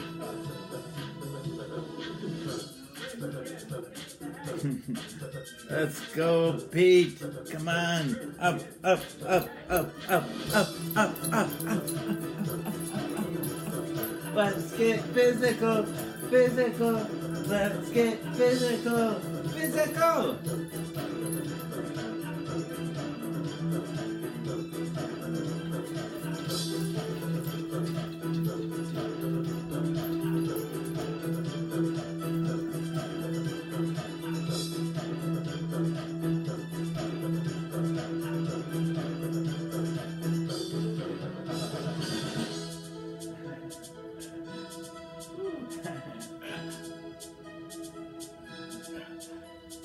That's me, that's me.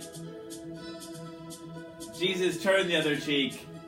I spread both cheeks. Bugger indeed.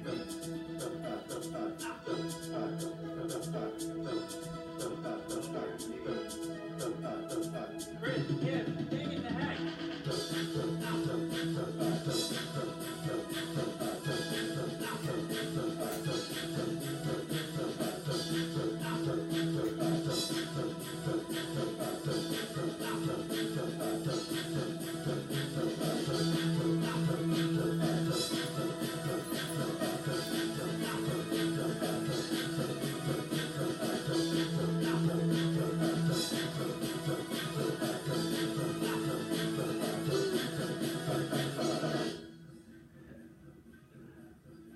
Shucks, Pete, shucks.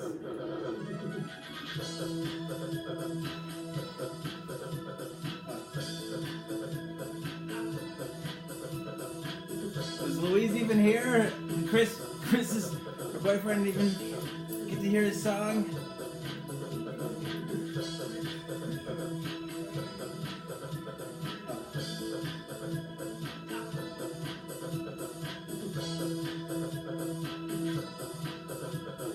Thanks, Laura. Thanks. Thank you. Thanks again for the shirt too.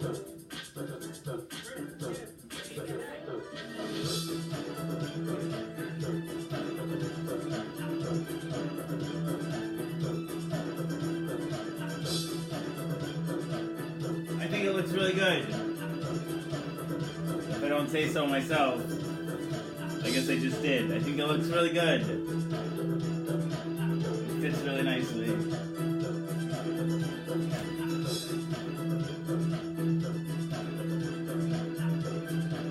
And I like the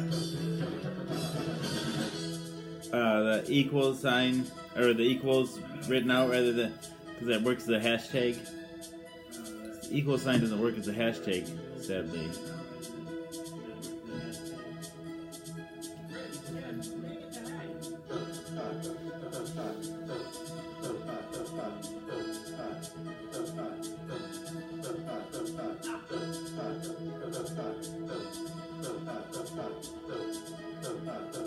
Chris, Kim, dang it, the heck.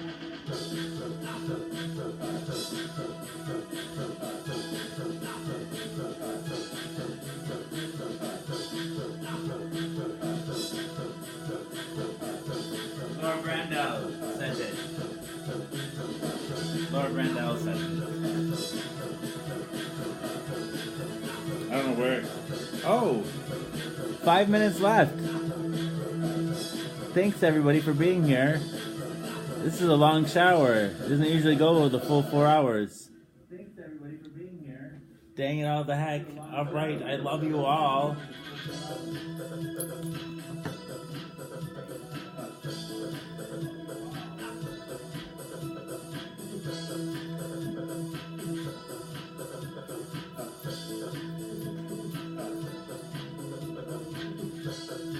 We'll play in the suite by and by. Because we'll see you in the suite by and by Mount Daily, hopefully tonight. By and by. We'll see you in the suite by and by Mount Daily, hopefully tonight. By and by.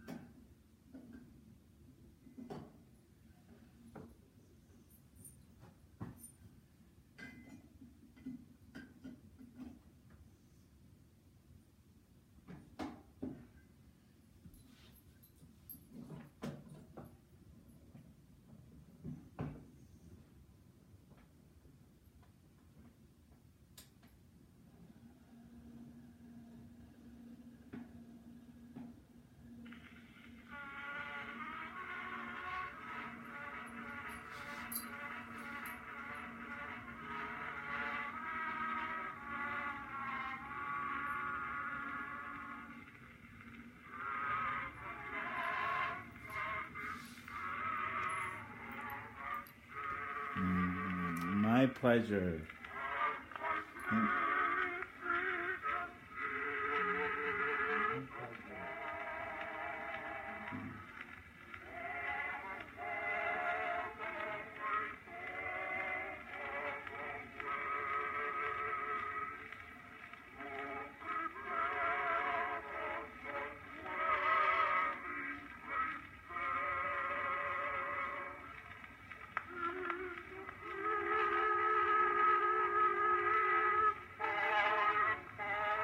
In the sweet by and by Mount Daly.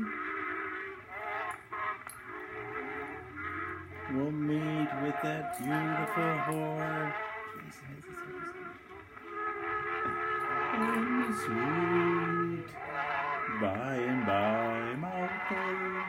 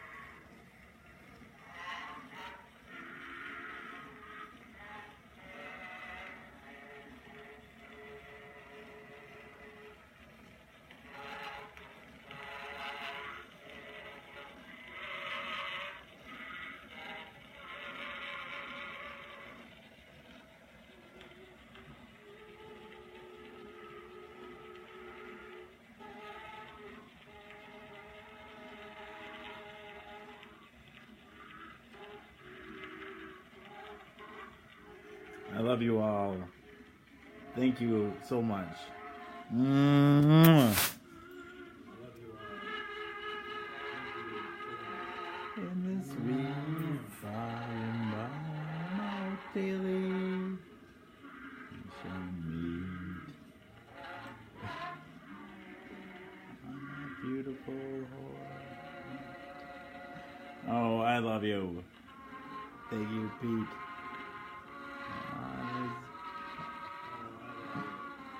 Oh, I love you all. Look at all those hearts. I'm gonna take a hit off of that. Oh, I love you all. Thank you. Whoa. Oh, I love you all. Thank you.